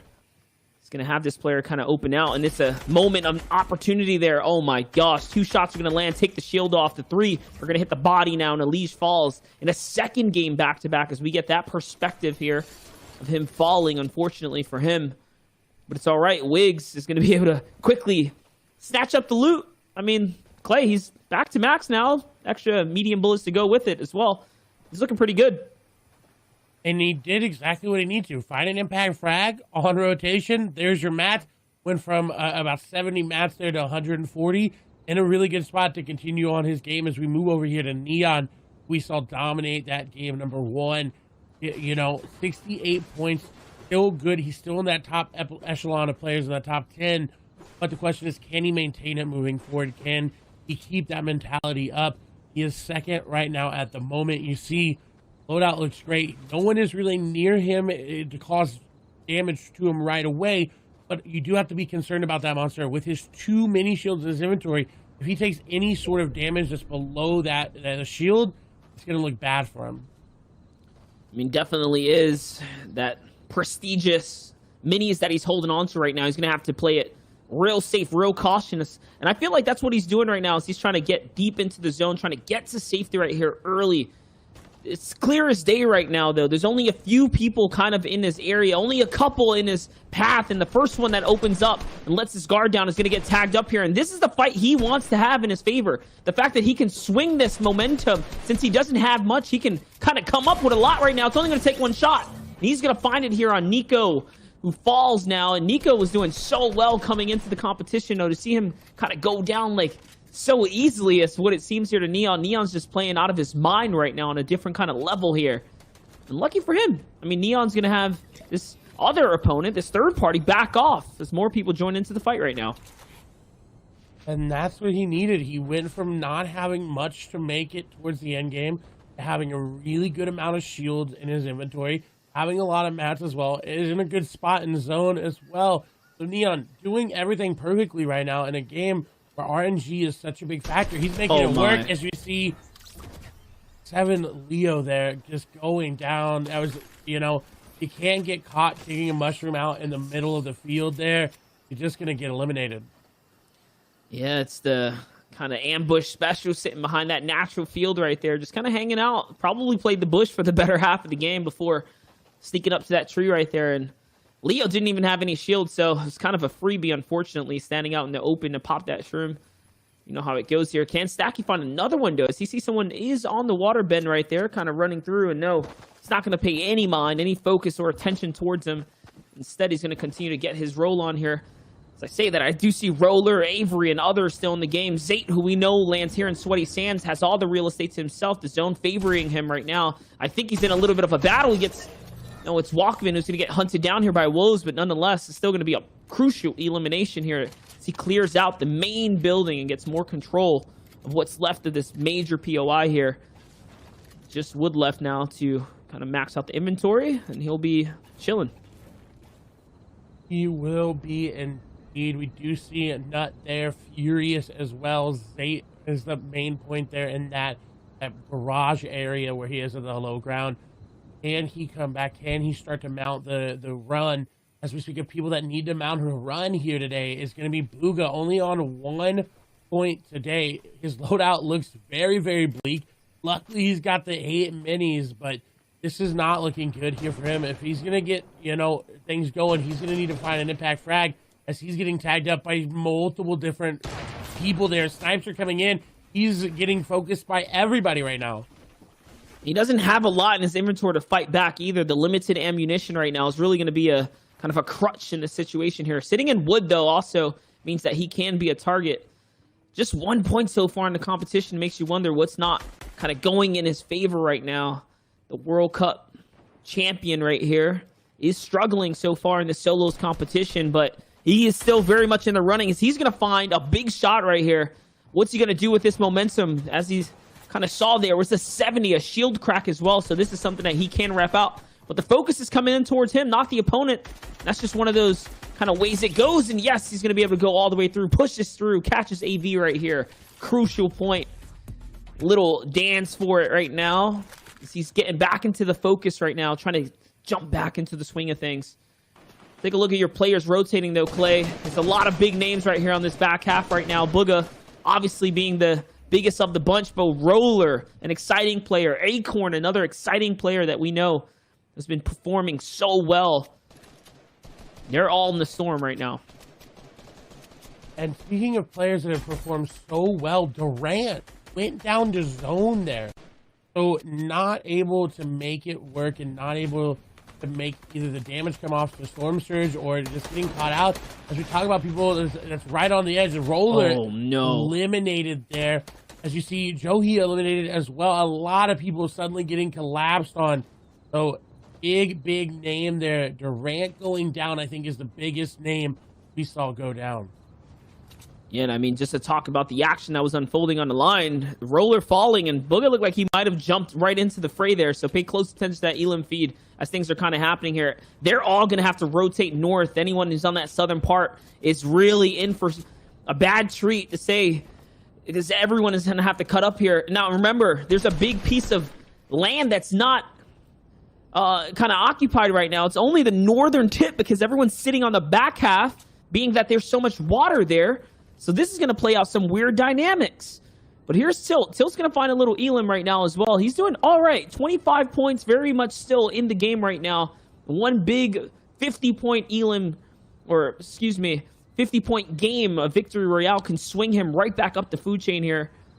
And this is what I'm talking about. Players who have to cut across the southern portions. Just look at how many of them to this limited real estate, this limited land that's nearby. Clay, we're in a fight now. Furious is running. He's got so many floppers. It'd be so unfortunate if he goes down now.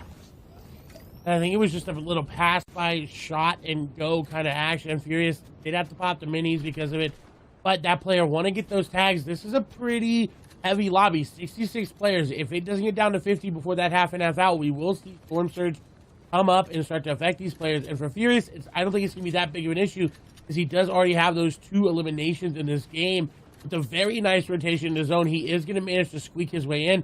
But what's concerning about this zone, if it pulls anywhere to that southwest, Neon going down. A Furious, good find there for him on that backside. But back to the point, if it moves anywhere to that southwest, Furious, Kanata, Zayt, Talc, all going to have a very hard rotation to get into the safe zone. Just talking about Kanata and these other players that we saw just outside of the top 10 or close to it. I mean, with Durant down and out this game, with players like Neon, who had a lot of points coming into this, right?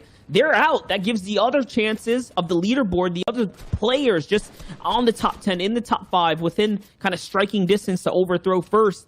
They have the opportunity because now the first and second place players are down this game.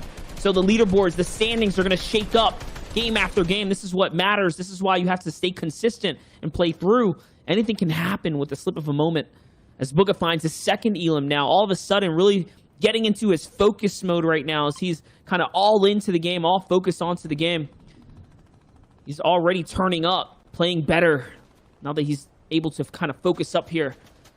You can see we're hopping in now with Young Kalk, who is looking all right as far as the material count goes, and the loot here, he's kind of chilling. Zone's going to favor his side just a little bit.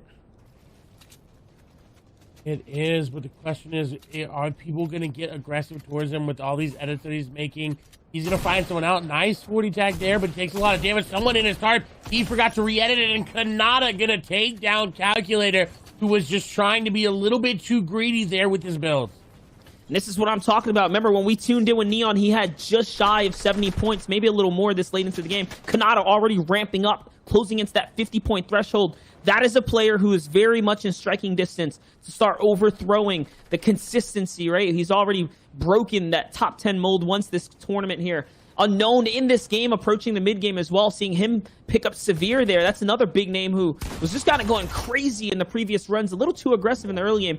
Has he dialed back? And if he has, that's going to be a scary unknown if he can make it through to endgame.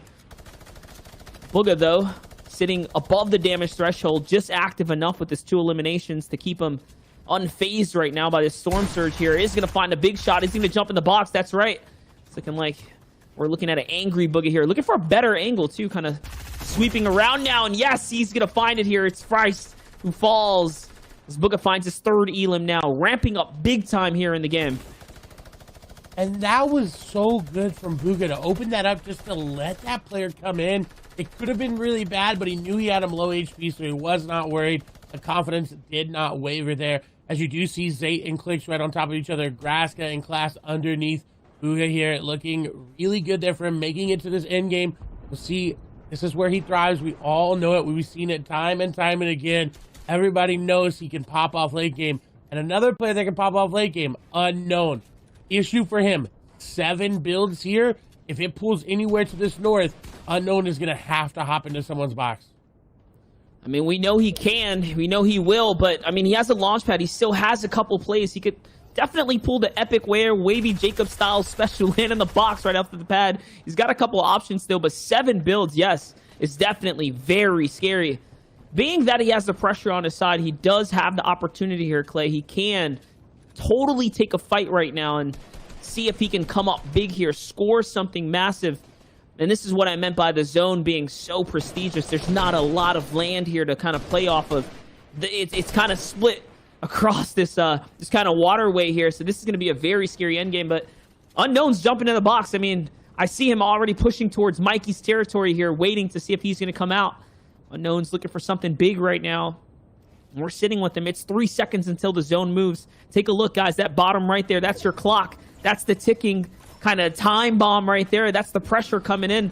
All right, Unknown doesn't find the opportunity, and now he's cutting for safety here, as is everyone else. There's a player in front of him. There's the window. He's trying to go in it. Oh, my gosh. Imagine if he could have just slipped in there. You know it's impossible, but still kind of crazy to think Unknown would have done it. Here and now, he's jumping into the next box. The ramps are already set up, Clay. He's following this player. He's looking for anything. Desperate right now. He is very desperate. He's trying to get anything going. He does have the harpoon, so he can hop in. So there's freshly built walls and 4 stairs. Doesn't matter. He needs to get in. He does have that epic pump shotgun out at the ready, looking for that hop in. Now, he does kind of have a protection layer here that was from that other player. He doesn't really have to worry about it. He does have enough builds to make it happen. He also does have harpoon usage for grabbing all these mats. You see him looking to get it. Is going to pick up the elimination and does get some mats. That's going to be enough for now. He's going to be able to block it off and just sit and wait. And now he's going to look out to frag in these moving zones.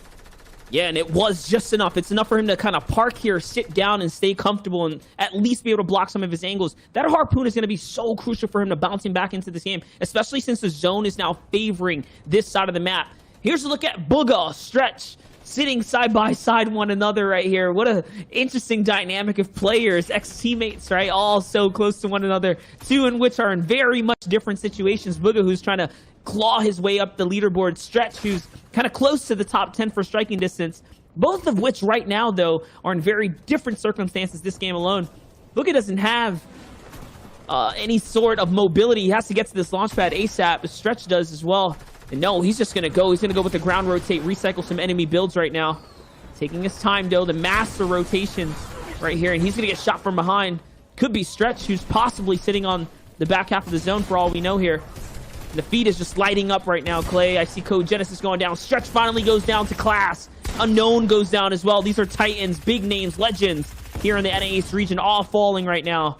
This is what we mean by the new guard coming through, swinging things in their favor. It's Tabs who's going to find the Elam here. You said legends going down. That was one that just fell as Tabs with some nice layer changes there, making it into boxes. Mega was right on the Clipsa's heel, able to get on out. As you see a lot of players on the backside zone going down. Zayt, Graska, Zayt getting the elimination though onto Frosty though. Avery on your screen, who's looking to try to make something happen, is in an old player's box.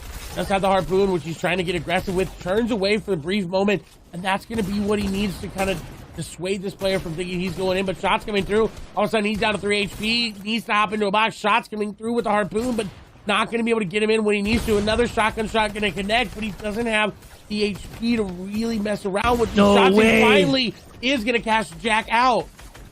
And he needed that so bad. Cass is going to fall right there. Remember, he had no HP before that. Gives him a couple more ticks here to sit in the zone. He even uses the harpoon to kind of break on through. What's he going to do here? He has a couple options still. Remember, this harpoon can crack through any of the wood in any single kind of shot if he really had to. The minis you see playing a part, though, keep him alive just a little longer as he's fighting Mega here in a box fight.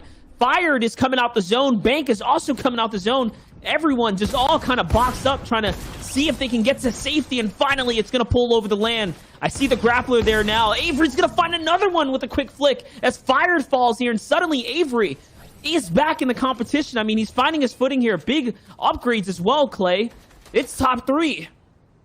Big upgrades indeed, as Eclipse is going to come out on top with the grappler. Mega on the low ground. Avery there as well, as Avery's going down to Eclipse. A 1v1 scenario. Eclipse with the power to make it happen, but he doesn't have a lot of builds, and that is concerning. Mega was able to sweep up all those old builds and any elimination builds that came through. We'll see if he's going to be able to make something happen here. As Eclipse looking for that shot, looking for the shotgun shot. Mega, very low HP. Eclipse effectively definitely has the advantage here as it's going back down. This is really bad for Eclipse. He can't keep putting that pressure down on those newly fresh builds. These old builds going to protect Mega for just a little bit longer. We'll see if Eclipse can manage it. He does, again, have the grappler. If he needs to drop down to pop back up, you see him going for it. Not a lot of fall damage taken, but he does lose the high ground shot. No from the builds. grappler could come through. He could grapple into shotgun, and I think that's what he's going to do. Shotgun come through, Yes. and he does. What a big shot from Eclipse to take the victory royale. It's a monster shot. I mean, it was all said and done once he had high ground in that grappler there, especially with the angle play towards the tail end. Mega had one opportunity, but the no shield, the upgraded pump, that was it. Big game there for Eclipse. He was 21st when we saw the leaderboards not that long ago, and now fought Mega for that 12th place spot. Guys, this is going to be a pretty a big game that's going to shake up the standings quite a bit. We saw a lot of players, high-profile players, go down very early on. Someone like Durant was eliminated like 70 or 80th. Like, that's going to make such an impact to the standings, because a lot of times when you're eliminated, that's it. You can't rack up any more points for that game. Let's go ahead and take a look together. Where are these players after this last game? Game number 3, halfway through the competition, with only the back half left to go here on day number 1. Durant, though, still holding on with everything that he has. 75 points, and keep in mind, after the last game, he only got a single point, Monster. Yeah, but look at how much closer it is now as Neon closes the gap just a little bit for getting some placement points. Eclipse with the Victory Royale is going to propel him up. Mega, who came in second, is going to catch up now. This competition is becoming closer and closer. I talk about players like Kanata, who are finding elims in the end there too. Look, now he's in top 10 too. Very, very close. The fact that Mega and Eclipse are within a point of each other is absolutely insane. As we move to the next page, you do see Unknown there in 15th. Palazzo down in 17th. Scoped now moving up there with that game. Jock as well in 20th. So more and more big names come through. You talked about the new versus old guard. Stretch in 24th. Commandment in 27th. Assault down there. Arab making it up into 30th place right now. This is good for the players that are starting to get their ramp on, starting to get their, the fire under their feet going just a little bit more. I mean, yeah, they're all just kind of inching away here right now, as even players like Clicks are not quite on pace for where they want to be. Players like Knight and others here, FaZe Bizzle, right? Tabs, we saw kind of pick up something big there. But it's all a matter of, it's a marathon, not a sprint. So for players that did get off to those good starts, these are still, big names you have to look out for, right? You see now that top 10 is suddenly starting to become tighter and tighter. Anything can really happen. The swings of the points can happen for sure. Man, NAE's putting on quite the show. And I gotta wonder, is one of these players gonna kind of come out from nowhere? Because as we kind of like to talk about, 5 eliminations in the Victory Royale is worth 53 points. Something as I want to say easy, that's not that easy of a task, but if you can pull that off, that is such a major spike in your points. And let's not forget, this is only half the competition. Tomorrow we are back with the other 6 games. So a lot of these players, even if they aren't doing that well, they still have that day buffer where at the end of the 6 games they can say, look, I've done the best I can today, and I have to just clear my mind and come back in tomorrow with a better headspace. I mean, yeah, just give props to like Eclipse. He did that game, right? He had a couple elims, he kind of pulled a big swing, as did Mega. Mega, players like Dubs, right? These are guys that were just like ridiculously scary in solo comp, duos comp. And now, like we said, those are players you would expect to be in the top 5, top 10. And they're proving it once again as to why they are in those conversations. And the 3rd and 4th game in these halves is really where you do it at. You really reset the mentality. You talk about doing it tomorrow, But right now, you really got to reset it. Going into the back half of these games is when you can really start to reset that mentality. You saw Bugha start to do it. He's starting to get back up there, get back into the routine of things. And this is where you're going to start to see that old guard start to pull to the top of the leaderboard. And I love that Bugha there just had that run. And I was behind Bugha 100% because I was like, yes, this is the position you need to be in, is when we feel like you're that underdog and now you can start pushing back. Now, of course, there toward the end, he was in an unfavorable position, but he still had a great run, right? It's not over until that last game is played and we see the final results for a lot of these players. So I love that, Clay. I love that these guys have to come in with that. I mean, it's hard, right? Like in a lot of situations, you just want to tilt off the face of the earth, but you just can't. This is the grand finals of the FNCS Invitational. This is when you have to bring your A game, and even when you aren't, you have to keep your mind really, really clear. Yeah, you gotta have that elite mentality, Clay. You have to have that elite mentality. 100%. Throwback to for Strokey with that med kit, right? We all thought hope was lost back in week 2, but he pulls that med kit out. It's not over until it's over, right? Like, ooh. That's right. Well, gentlemen, let's get ready to go back into game. We're heading into game number 4 with Monster D-Face and Clay. Take it away. Thank you so very much, Zeke. Here we go. We're kind of loading back into the battle bus now, and we're kicking things off with that world map here so you can take a look at how things are unfolding, how players are landing down and touching down. It's game number 4, and my gosh, it looks like there's even more players now in Misty Meadows than there ever was before. I'm seeing arrows all over the place down there. Now, the last zone was a zone that kind of kicked things off in favor of that northwestern portion. I mean, we have something kind of similar to this one again here. It's going to be kind of favorable for anyone that's landing on that western side of the map. And we'll see. It may end up just going right into Weeping Woods, which is so hard to navigate in the end game. We all know it. Those angles, you can get found out behind a tree. We'll see as we hop into previous games winner Eclipse, who has been dominating this area today, right? Does own this. You see, it was supposed to be contested here today, but I feel like they pushed out their counterpart, whoever was contesting him, if he got contested at all, decided, you know what, I'm good. I don't want to be anywhere near this player. He is so good, giving the respect that he definitely deserves. Absolutely. And I mean, now look, this is where Eclipse is kind of playing his drop. You get to get a feel of the land, what kind of territory he's messing with here. There's a slurp truck just down the road. Doesn't seem like it's in his kind of pathing, but still something to keep in mind is this is what I was talking about. This is what I was alluding to, the players that are at Misty. I mean, it seems to be the new Tilted, for lack of better words, the place you just go when you got to kind of ramp up, right? It's between the Shark and Misty when it comes down to finding elims and trying to make momentous swings in your play. This is one of those spots here. Is Polarized is going to find a big shotgun shot, the shield crack as well. He's going to jump in and just clean this up, making it look easy on Ved, on Legacy right there. There's more action. This is what I mean by letting this kind of dynamic play out, similar to one of those old hot drops that we know and love. But lucky for him, Cool's going to back up here.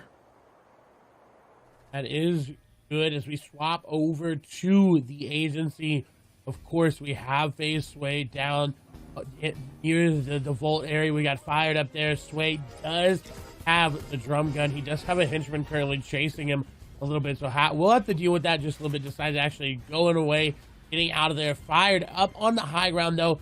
You see Sway continuously looking back for it. Build's coming out. Now going to be in a build fight here. There's no one I would want to be in a build fight against more than Sway. He's got the knowledge. We all know it. He's got the retakes and does manage to get high ground right there. Fired, decides against taking the fight, is disengaging, and Sway playing that very, very well.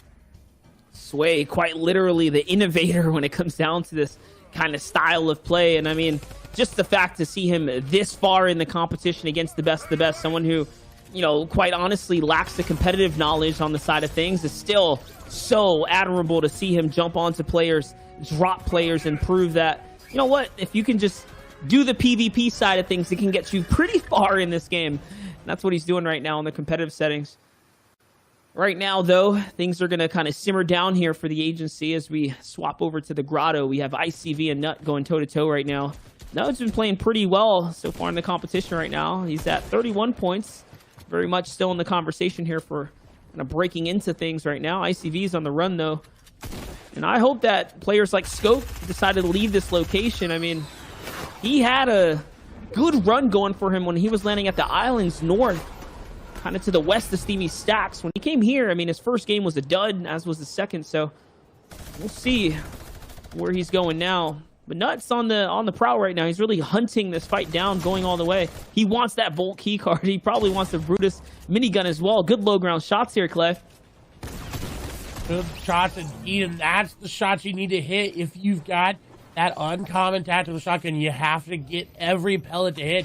He does end up picking up Brutus's minigun, and that's what he wanted. He wanted that power weapon, the impact weapon.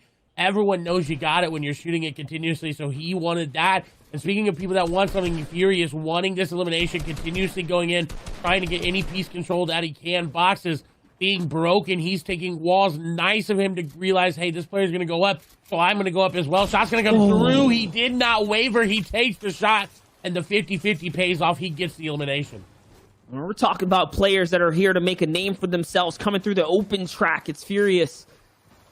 And that's well played right there. I mean, that player, Detain, made it super easy, kind of walked right into the shot, really lining it up into the crosshair for Furious right here. And he's going to back off this one, not opting to get too reckless here, taking that first victory, that first battle as a victory, now backing up. But Sway, back another engagement here against Leo. I mean, the times we've pulled in with Leo here, it hasn't been too good for him. So let's see if he's going to fall victim to Sway right now. Sway is going to choke one of those shots right there, and that's a good retake on the wall, and he's just too quick. He pulls it off. Now 2 elims up for Sway. 8 HP there. Every moment and every decision mattered so much more there for Sway, and he was able to make it count. Every moment was perfect with that edit, waiting out the shot. Easy shot there for Sway to finish on up as we move over here to Sizz Lucky, and TJ is there, and it fights Sizz Lucky on the back foot. TJ trying to get into the box. Really smart to realize that he needs to go up because this player going to go up as well. Everybody keeping track of their enemies so well today. Is TJ going to get the wall? Cone going to be broken. Wall going to be re-edited, and Sizz Lucky not going to be able to get on the other side. And TJ going to take him down. They pick up their first elimination during this game. Just making quick work of Sizz Lucky here. Sizz Lucky has been landing at the farm for so long. We're talking back in the trio days here and whatnot. So, a veteran of the farm here falls to TJ. Again, new players looking to become notable players here in the comp scene as they are proving themselves. This is just day one, though, of course, for the NA East region. It's Stormwinds now is on the back foot here against Weigel. Weigel's hopping in, though. He's looking for the box fight right now, trying to gain piece control here. Stormwinds is backing up. Can he get this mini off? No, he's not going to have enough time here. Swaps through. Now back to that upgraded pump. Remember, this pump is the get out of jail free card, right? It's the bait, the bailout card. Can he hit it? That's all it's going to take. Just one good shot can keep him in the run right now.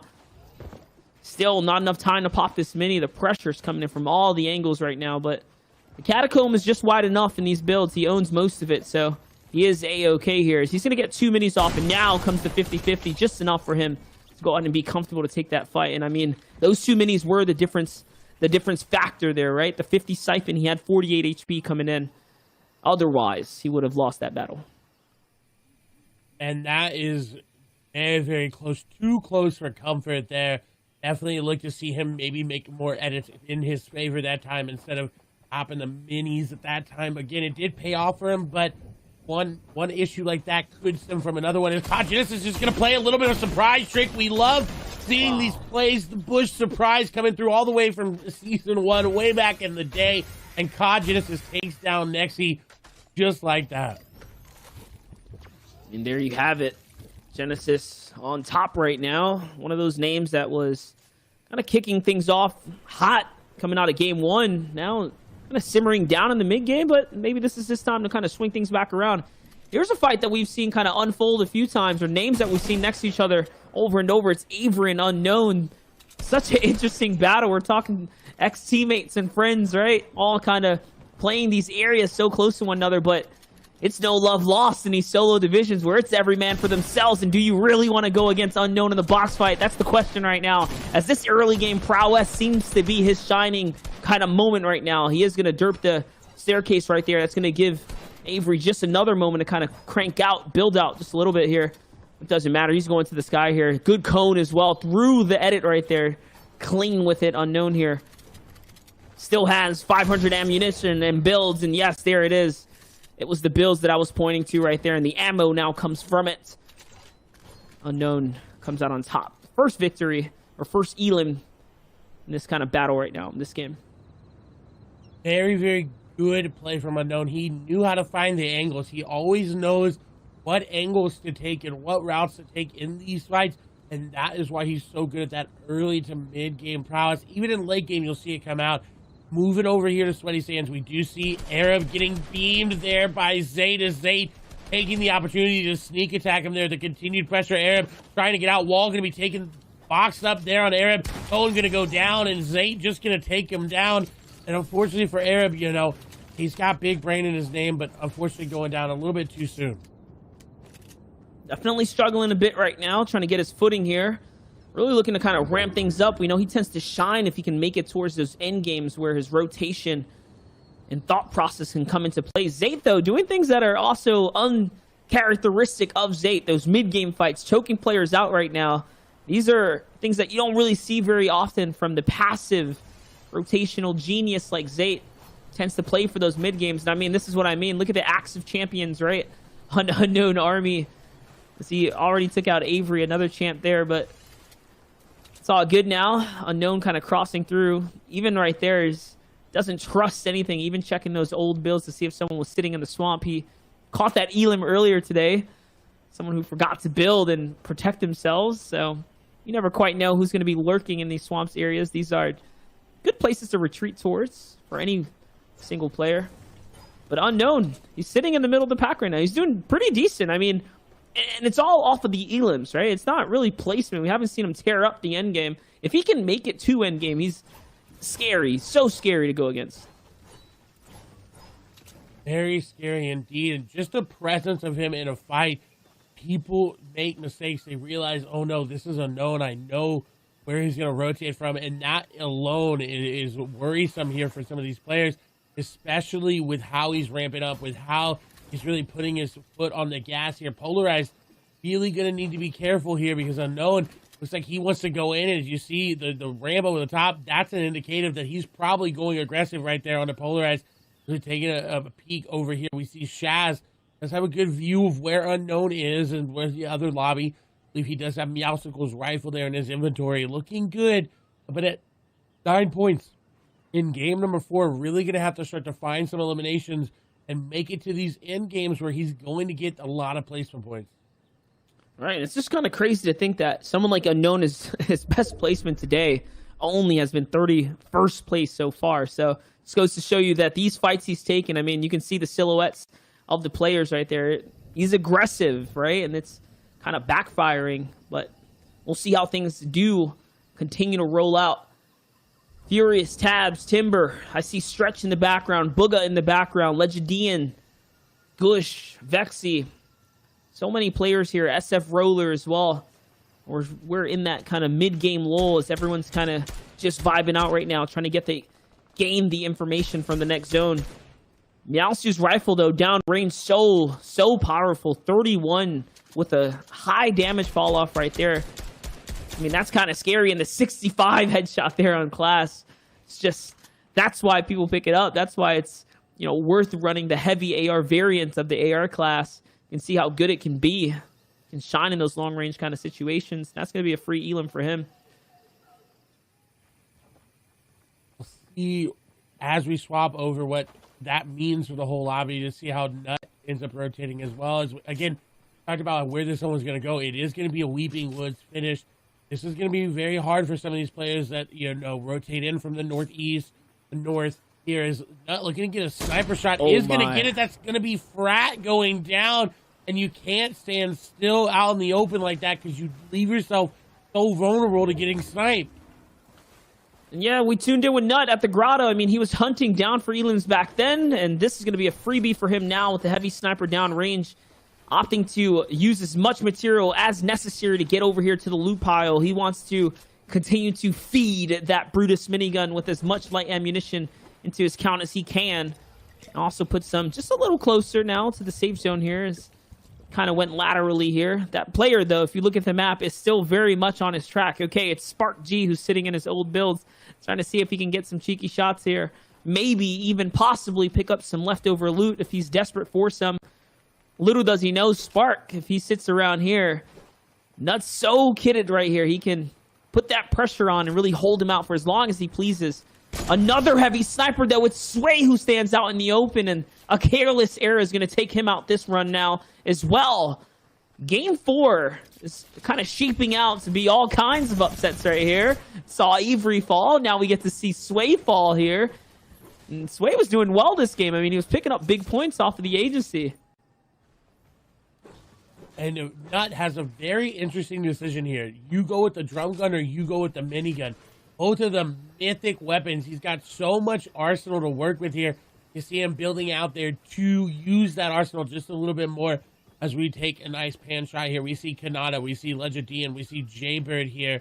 That, you know, for Nut, I don't know which one I'd take more. I think the drum gun, definitely the right call there. You just get into the player's boxes so much quicker as we swap over finally on board here with Kanata to see what he's working with. And a good spot is actually right near fourth zone as you see Quick Box move in, gonna get into fourth. Will allow him to farm up as well. Someone who, again, isn't that, you know, near the top of the leaderboard, but could stand to use some more elimination points and some more placement points this game. But if you know Kanata, it's not the elims that carries him through the competition. It's playing for that late game every single time. He tends to shine when it comes down to these rotations. He's one of the few, I would say, mechanically gifted, mechanical geniuses within our community that has that game sense to kind of back it up.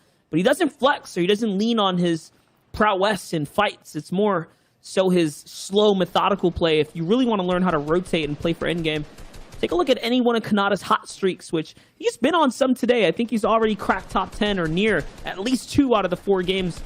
And he's looking to do so again this time around. As you can see, he's looking to bully the lobby right now, quite literally starting up the mosh pit right here, bumping into players, trying to see what he can get, trying to see if he can get the lobby to kind of swing their AR shots in the favor. And it's working, because look at Vexy. Vexy doesn't have much either right there, and Hornets now kind of put to a pause as well from the shots coming in from players like Kanata. Here's Roller, though. We're hopping to the other side of the map. It's the south side of the map. I hear a heavy sniper by Roller.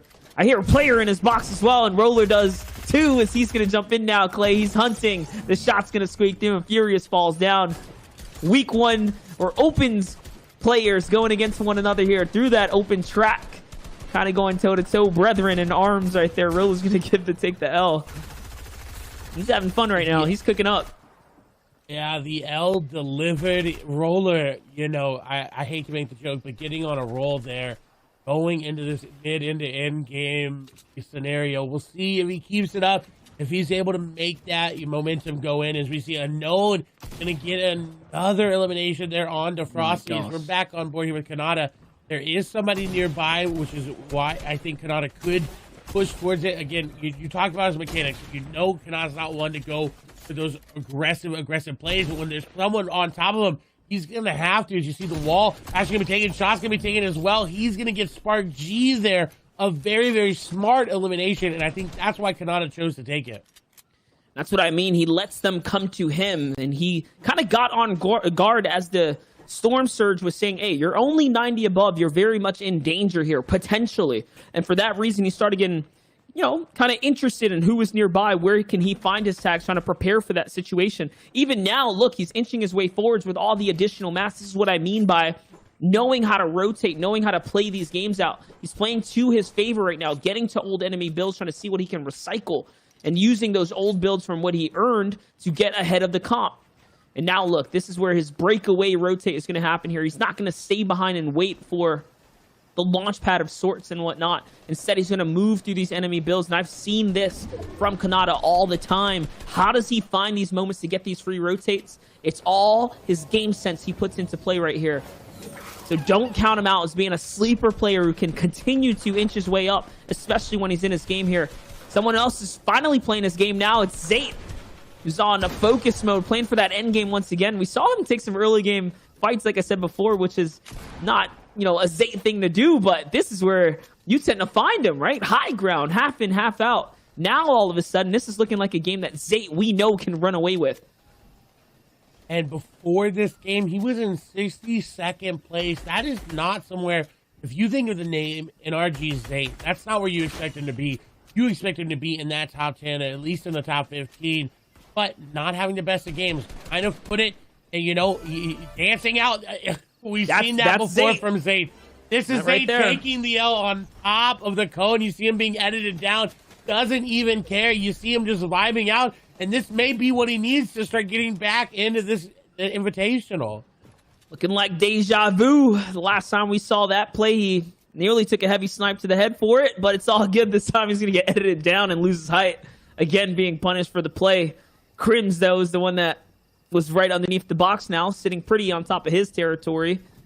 But it's all right. Zate's a type of player that he can come back. One big game, two big games. Known for that, just kind of stealing his way into top 10. He's always been very much in the conversation. One of the only players in our scene to qualify for quite everything as far as open competitions go. But look at the shots right now. He's going to fight Knight from downrange, finishing it up with the SMG. Very nicely done. And he has 2 launch pads he can play off of here. The late pad, though, is going to cut all the way. He's trying to get deep into the zone right here. Wants to minimize the amount of material he can play with, trying to find a good layer to kind of focus up and sit on. This layer is a great layer. There was only one player or two just above him. Now the tree kind of obstructing his vision, though. Still getting out in the head. It's peeking back at height here. It's Bizzle's on height. My gosh, we're looking at Bizzle, Unknown Army, and Zate all within literal kind of meters of one another here. Rogue Shark now is fighting for height right now against Bizzle, and he's actually going to take it. So all of a sudden now Rogue Shark, a new kind of sleeper of a veteran on this scene, has the ultimate height. He's way up there with everyone else. Great pan shots from the Obs teams. You get to see all the players who are left in this lobby, 30 remaining. Rogue Shark's going to find Illis Clay. I mean, the feed's lighting up. Look at Nut's going to find one as well here now. It's Assault who falls. Falls. He's not going to find another one into a box. He goes. He's going to take down, I believe that was Play going down, and it was 5 eliminations here for Nut. The drum there was definitely the right call here for him. He's getting all these eliminations because of it, using it to lead his charge forward. We do see Legendian getting elimination, Kanata getting elimination, Bizzle getting elimination. Staff was eliminated there as well, so a lot of players going down. Commandment in this game as well. Calculator going down. Their Mega going down. A lot of big names going down. We'll see what Nut's going to be able to do about it, though. And as those players that are so good fall in this game, players like Kanata are inching their way up the leaderboard. He's going to find Unknown as well. And bye-bye he goes. And Bizzle overthrows Shark, who had height. And this is what I mean. The swings of the leaderboards are now happening. All of these interactions playing huge favor and swings into the kind of the feed here. Nut now, 76 points, breaking away from the competition. He is very much up there right now. 7 Elam, such a monstrous game for him. And Zate find his way back to height right now. Commandment, TJ down in the low ground. How is this going to play out as Zate is so high up, and Nut is trying to find any kind of opportunity he can with the heavy sniper, the drum gun, to make big plays here. Clay, this is all in-game interaction, and Nut's on fire. He's going to find his 8th now, Clay. 8 eliminations, all courtesy of this drum gun that you found so early into the mid-game. Is Commandment going to get elimination? Nut going in, shots coming on through. He's trying to make it happen. Commandment going down, and now it's Zate versus Nut. Zate on the high ground after not having the best 2 games. He's looking to make it happen, dropping down. Zate going in. He doesn't care. Zate is going aggressive. He wants to get this injury out. He is not just going to sit around and let it fall into his lap. The shots coming on through. Nut dropping down, trying to track Zate, but Zate not going to allow that to happen. Mini is going to be popped. He does have a big shield, but timing not going to happen. 1 build remaining here for Nut, and this is where he realizes he's going to have to make a play. Drop down coming through. Zate hiding in the build. So insane. Going to get the victory royale there. He went from L dancing on the lobby to picking up the win. The mind games from Zate to sit out in the zone, play the angle right there.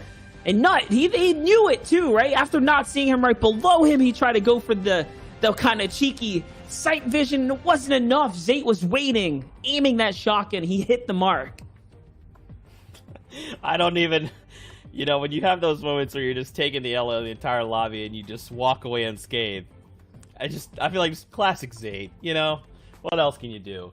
Gentlemen, let's go ahead and take a look at the leaderboard. We got to see how things are going. With that performance, that victory royale, did Zay climb up the leaderboards? He was sitting as far out as 62nd place at the start of game number 4. With a victory royale and the handful eliminations he had, it very well could have very well make the difference and him climbing and potentially even making top 10.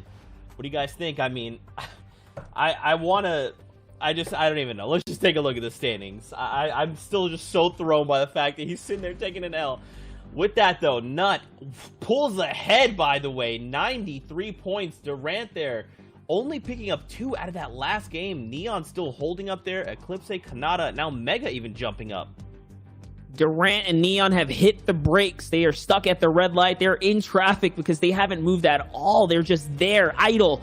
And that is why the points are so close. Just look at it. Eclipse, Kanata, Mega, 74 tied across the board. Zate propels himself up into top 10. Unknown Army on here on the next page now. The consistency off of Elands is picking him up. He's very much closing that gap as well, as we see Bizzle, Jack, and many others here, Clay. And this is what we expected the leaderboard to look at coming out of NA East that first couple of games. Now starting to see where these old guard players are. Palazzo in 21st, right? We see Mikey down there, Tilt as well. Roller in there, Road Shark here, COD Genesis, Stretch, Assault, Sway falling down into the 30 range here. But look at how close it is. It's within a 5-point spread in these 10 places. That means that this is still anybody's game to start to make their way up into the top 10. But they cannot let first place get too far away with the lead. Yeah, Nuts really kind of breaking away there. I think he's got a 20-point kind of gap, 20-point buffer, but we know those 20-point buffers can be gone within 2 games. I mean, look what happened to Durant and Neon in 1st and 2nd place, now in 2nd and 3rd place as others are closing the gap. They're catching up here. Can Nut stay consistent? Can he continue to pull through? That's going to be the story for him. It's only day 1. It's only the middle of the pack. We're coming into our last 2 games, Zeke. That's right, man. And you got to say, for those players, they're probably feeling real good. For Zay to jump all the way up to 7th, from Nut, from 29 to jump into 1st. This is the kind of storyline we are seeing unwind there in front of us. No one is safe. Anyone at any moment can drop a big game like that and take control of the leaderboards. Of course, guys, thank you so much for coming on for those 2 games. What we are going to do now is get ready to head on to a break. But don't go too far, because we still have 2 games here in day number 1. So stay tuned, Fortnite fam. We'll be back with more of the FNCS Invitational after this.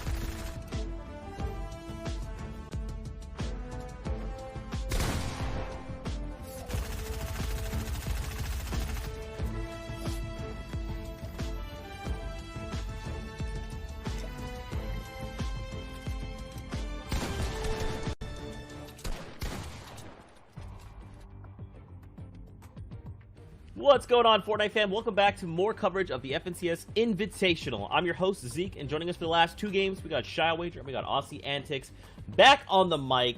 Gotta end it strong, boys. With only 2 games left, what we've observed out of NA East, that's pretty big difference from EU, is that this is still very much anyone's game. Anyone could have an absolutely unbelievable performance and jump up into top 10. There's people jumping high. I mean, we just saw right there, not 29th all the way to first place off of his performance, but at the same time, Zayt now in 7th, representing Canada. I think the only person in the top 10 who's there from this beloved country. And he's just chilling up at the top, stopping players with one pumps left and right. It's just beautiful to watch. No matter who you're watching, there's a flip switch. I mean, chilling at the top, we saw the high ground L dance again. Huge throwback to old school competitive Fortnite. You absolutely love to see it. It's gonna be such an exciting finish to day 1 of these games. That's right, guys. With only 2 games left, a lot of these players really have to turn it up if they're looking to try and build themselves that buffer as they head into tomorrow's games. Because don't forget, for those of you guys viewing at home, tomorrow we have another 6 games on our hands. These guys still have a second shot at racking up points and aiming for that #1 spot. Now, guys, for a lot of these guys that they haven't quite shown up, what do they need to do? They need to. Now is the time with only 2 games left. Is it changing up drop spot? Is it contesting someone that they feel that they can? Like, what do they need to do different? I mean, 2-day format, I feel like right now, you should just lock in everything you can. There is a chance for that game 6 switch up, but I feel like just explore the drop as much as possible. There you go. Quick and dirty. I like it. All right, guys, I'm getting word. Games are ready, so let's get ready to jump into game number 5 of the FNCS Invitational. Game number 5, 2 games to go for day 1. I mean, I know it's a 2-day format, but this feels so exciting. To crown the winner at the end of day 1, going into day 2 will be a massive advantage. We talk about how many games there are, but if you can keep that top spot, if you can stay at the top like Nut, it's going to be huge going into tomorrow. So thank you for joining me, Aussie Antics and Shio. We're going to be closing out today. I hope you guys enjoy as much as we have so far. It's going to be a phenomenal last 2 games. And you can enjoy it being a fan of every single person right now, because I feel like the leaderboard for the top 10, the top 20 Aussie has switched so much throughout these last 4 games that we've watched. In the game 5, you're talking about Nuts staying up top. The zone once again towards that right side of the map. We might see it, but Zayt, the big talk about joining him there as well, 7th place. He's at Sweaty Sands. I know Sap is around here too. Last time we saw him pick up Arab, there's so many other people that could potentially drive by as well. Yeah, there's a lot of people in Compass, a lot of big names as well, and it's a good job to have right now. He's got this whole area to himself, gets those floppers, which are so instrumental in playing those end games the best of your ability, like Zayt is so well known for. But yeah, it's been a crazy day, jumping from 29th to 1st. This scoring format, having 4 points for an elimination in a final lobby where there's only 100 of the best players, it's hard to get those elims, but you're rewarded if you do. Absolutely. You not only get all the way up in placement, you get a feeling for how it is to win, and that's so important for that 2-day format, because then you can move into the next day with confidence. We're talking about, you know, what do these people do who are in maybe the 50th to 100th place slot. Day 2 is going to look very different for them compared to people like Mega, like Kanata, like Eclipse. Yeah, we talked about there in the break, like, do you change up your game style? And I don't think now's the time to do it. But, you know, coming into the final 3 games of tomorrow, maybe, if you've got that lead, to be able to hold on to that, to avoid those super aggressive players that are maybe just going to go big or go home, you need to get out in the lead first. Yes, and sometimes that lead does let you right into your path of the dual partner you played with, maybe in the last FNCS, the trio partner you had way back when, almost last year. Right now, though, 2 people who are familiar now fighting each other will be Feared and Sway back at Agency. Feared popping off in a few end games, Sway ending early games, fights fast. It's 2 flames now just getting ignited, but it's one of the last 2 games to play in NA East. Whoever wins this one is going to have that mental boost, and right now, it's Sway on the back end, but his beams and his hibbity hops are there. He gets it down, survives, and now gets the shield up as well.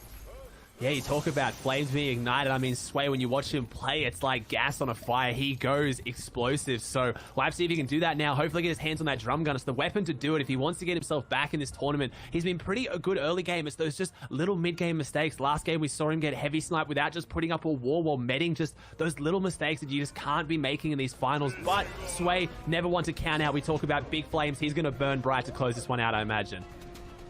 Yeah, you know, flames, focus, phase. It's all there with Sway, and when it's locked in, it works. You're right, though. You have to be careful, because when things are going really well, people tend to ease up. Sway cannot do that. We know how good Agency is for a lot of the people who land around it. I know Kanata is just around the corner, might need some extra shields. People already onto Agency Island. Sway's now just opening up the vault.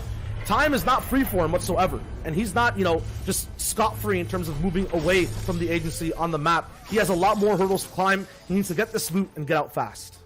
Yeah, you can see on that mini-map there was pretty much someone on every single angle out of here. A lot of people coming in, not even just for Agency, just to get those fishing holes. There's so much in that area that he has to avoid and traverse. We now have Tragic taking down Miro, seeing if he can traverse this fight. On the edge, we got right near the coastline, so this is a fight they're going to have to end quickly if they're going to take it. They are on the edge of zone. A little bit gifted there down near Dirty. Tragic's taking the high ground, has the blue tack in hand to see if he can find his way into the box, but no, Miro's already out of the box. Tragic now putting the back foot. He's inside the box, goes for a nice little edit, misses the shot. He's on the back foot now. He hasn't taken too much damage. Really nice phase tack shot, and there it is. 2 tack shots. He just stayed inside that ramp and got that tack shot straight through. And now look at the meds. 3 big pods, 3 minis, and the floppers. What are you grabbing here, Shai? He's got a whole bunch of loot to choose from. I mean, after those that little boxing match right there, all in wood builds, the punches thrown back and forth, the 2 fan favorites, Tragic, Samiro, the niche communities they have. I mean, whatever items they pick up, it'll be good. At the moment, though, it'll be Kaz and Severe now. These fights are heating up, Aussie. They're getting faster and happening more frequently. They're going for the next pickup as well. They're on each other's walls. Yeah, Kaz is going for this one. Made his place in this tournament yesterday through the reboot round. Him and his partner Crims both qualifying. Really nice little story there, but haven't seen too much of them today with Kaz only on 15 points. Trying to make it 19. Takes the wall. This is a really nice little box fight. Nice and defensive. There hasn't got too many eyes on them. There's not many people in the area, but they still want to close it quickly. Only a 30 tag with that purple pump, but the second one is enough to take down Severe. Kaz just winning that one on 10 health. It came dicey. Yeah, and you have to realize with solos, there's so many different drop spots available. When you get early eliminations like this, you basically get that person's drop at an express delivery, basically, straight to your inventory. So now Kaz has all the power of 2 people so far. If he gets more eliminations, he'll get even more. We talk about people getting so much power early game, so many elims, Unknown pops up on the screen, and now he's looking just like game 1 to control Slurpee once again. But everyone's now conditioned. They know he's coming. Is it going to get harder? If there's going to be a little bit more resistance, we'll only find out immediately. This individual Frost ramps all the way up. Unknown's there to break it down, but I think he knows that, though, and breaks it down again. Aussie, Unknown's conditioning himself as well. He knows how to set up traps. Yeah, he's playing this one slow and methodical. Normally Unknown, like, goes straight for it, but here playing really slow, just having that great piece control, knocking out the builds, commanding that high ground, and so far I think it's going to be what he needs. A couple of weak tack shots, but luckily gets enough of them to close it out, and he's in Slurpee, so he's got plenty of spare shield here, so he's going to have time to take it. One person I'm looking for in this area, we saw game 1, Zayt actually rotated through here. He got taken out by Unknown. Haven't seen him here since, so just showing that competitive experience to just know, okay, that didn't work, but again, plenty of games. I'm going to change up my playstyle. Unknown is crazy. I'm not going anywhere near Slurpee anymore, so he's nowhere to be seen, but it's working for him. He jumped up into 7th place with that last game. He's got options, right? You're at Sweaty Sands. You can choose to be here. Some people drop here right now, like a Mega. Niddle had the option to rotate through this as well, just to get maybe extra shields, free pickups, landing all the way at Castle. Now it'll be an aggressive fight all the way in Storm. Mega, no shields available. Has the met kits. He can delay this for as long as possible. The boom bolt there and the tactical shotgun. He can use the surprise factor of both. What will it be? No builds. Has to be an edit. And no, it's an elimination. And Niddle's risk has a big reward, but at the cost of Mega's life. Yeah, so obviously Mega doesn't actually drop at the rig. He drops to the coastline nearby, but he obviously got his hands on Tina, has that boombo, maybe stayed in Storm to go back for that loot from the vault. It's quite a common play, but it leaves you very exposed. You're out in the Storm, you're then, and Niddle now going for that loot, but he ultimately has it to himself. He's the bigger fish in the pond. He came later with a better loadout. Now he gets to take it all as we tune in with Furious, someone who had a phenomenal performance in week 2, trying to find his way in this one. Not doing poorly, but Rocket comes through and blocks it nicely. He's versing someone with some good weapons just outside Lazy Lake, and there's a lot of eyes in here trying to find his way through inside the builds. The Rocket being reloaded, might be able to find an angle around the corner here for Furious. Just hear a little bit of farming. Is kind of going nice and slow now. Furious just trying to get all these builds out of the way to make sure this is as clean of a fight as possible, holding the wall, waiting for it to break. If it does break, though, he's kind of situating himself in a nice right-hand peak, taking the other walls. They're both just standing there holding it. No one's ready to take it. There it is, though. Furious makes the first move, and Polarized inside his box, just waiting for it.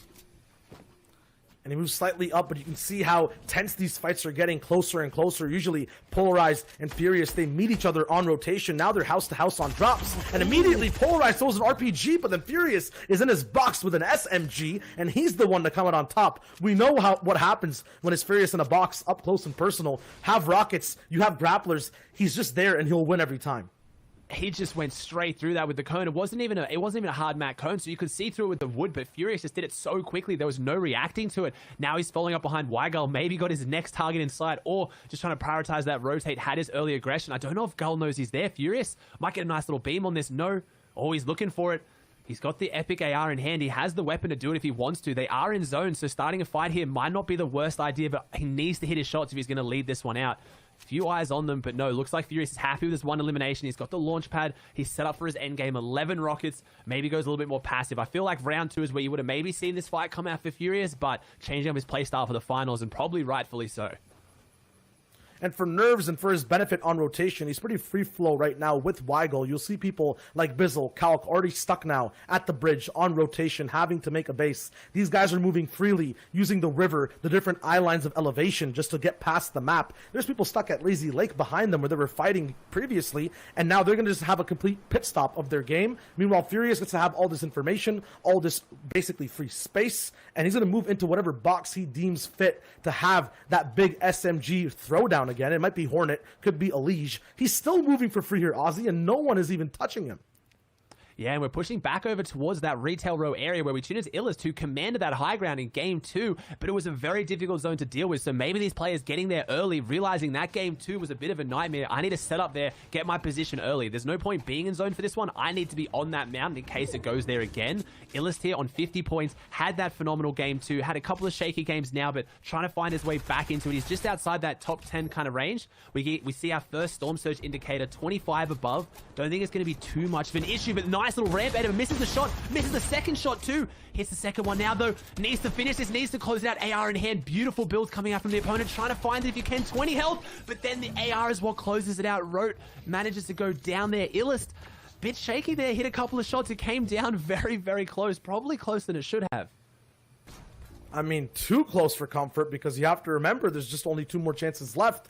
Illest missing those shots right now. I feel like that is the place that you can do it and still be a little bit free to get away with it, because endgame, it's that much closer. Storm's on your back, 10 ticks of damage time and time again. You can't make mistakes there, so he'll have to clean up his act basically as we get forward and moving through. But Clicks is moving through boxes right now and takes out Stacky, who we saw was so confident before, but Clicks just treats him like a ragdoll, throws him against the walls, his own as well, and he just gets out of that fight in a matter of seconds. Yeah, he's going forward. Maybe Click's starting to feel himself a little bit more with these fights. We saw how well he played yesterday, but me and Sundown were having a bit of a chat during our cast over. We predicted this might happen, playing against these higher lobbies, these better players on average. Maybe not going to go his way, but he has got that mechanical skill, so you can never really count him out. You know, when 5 eliminations nets you 20 points, he could jump up there quite quickly, but got the loadout to take this one to endgame, making his way through. Got some big names in the distance he's going to have to either go through, or maybe we'll very rarely see Clicks go round them. Tragics trying to go around this mountain now, pushing up onto Colazo, who's in a fight with Who Fishy Cares, and this one could break down here because it could be changed very quickly when Tragics gets here, because Colazo currently has the advantage, but maybe not for long. Snuck up one by Tragics. He's trying to push his way forward if he can. Colazo gets hit pretty heavily, but gets out of that one for now though.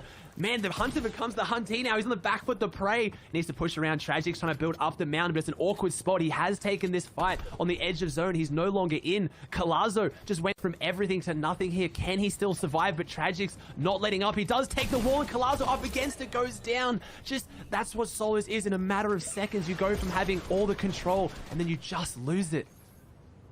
Colazo had that tunnel vision, and Tragics had his high beams on and just run straight through him, right? Just complete the same lanes. There's no time for escape when you have this man on your walls, tactical shotgun in hand. Right now, we tune back in with what you mentioned, the main man himself, Clicks, the man with the patterns of having these insane game 5s and game 6s. Yes, 36 points right now, but tune into the top 10 later on in this game. I feel like he'll be there, doubled in score like he always is, high off eliminations.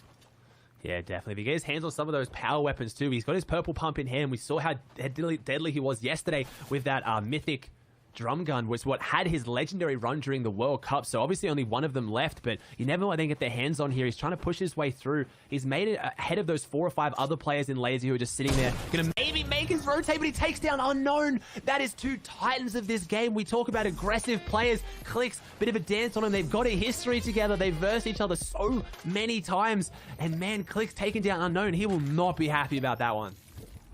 He is hot right now. This man is on fire, and he's looking for his next elimination. I guarantee it. If that's a quick scope, and that's the level of speed it comes out in, if those are his box fights ended in 2 seconds, I'm scared if I'm Ockers, if I'm Graska, following Clicks, or just being on the same minimap as him right now. This man is on a furious tear on the entire lobby.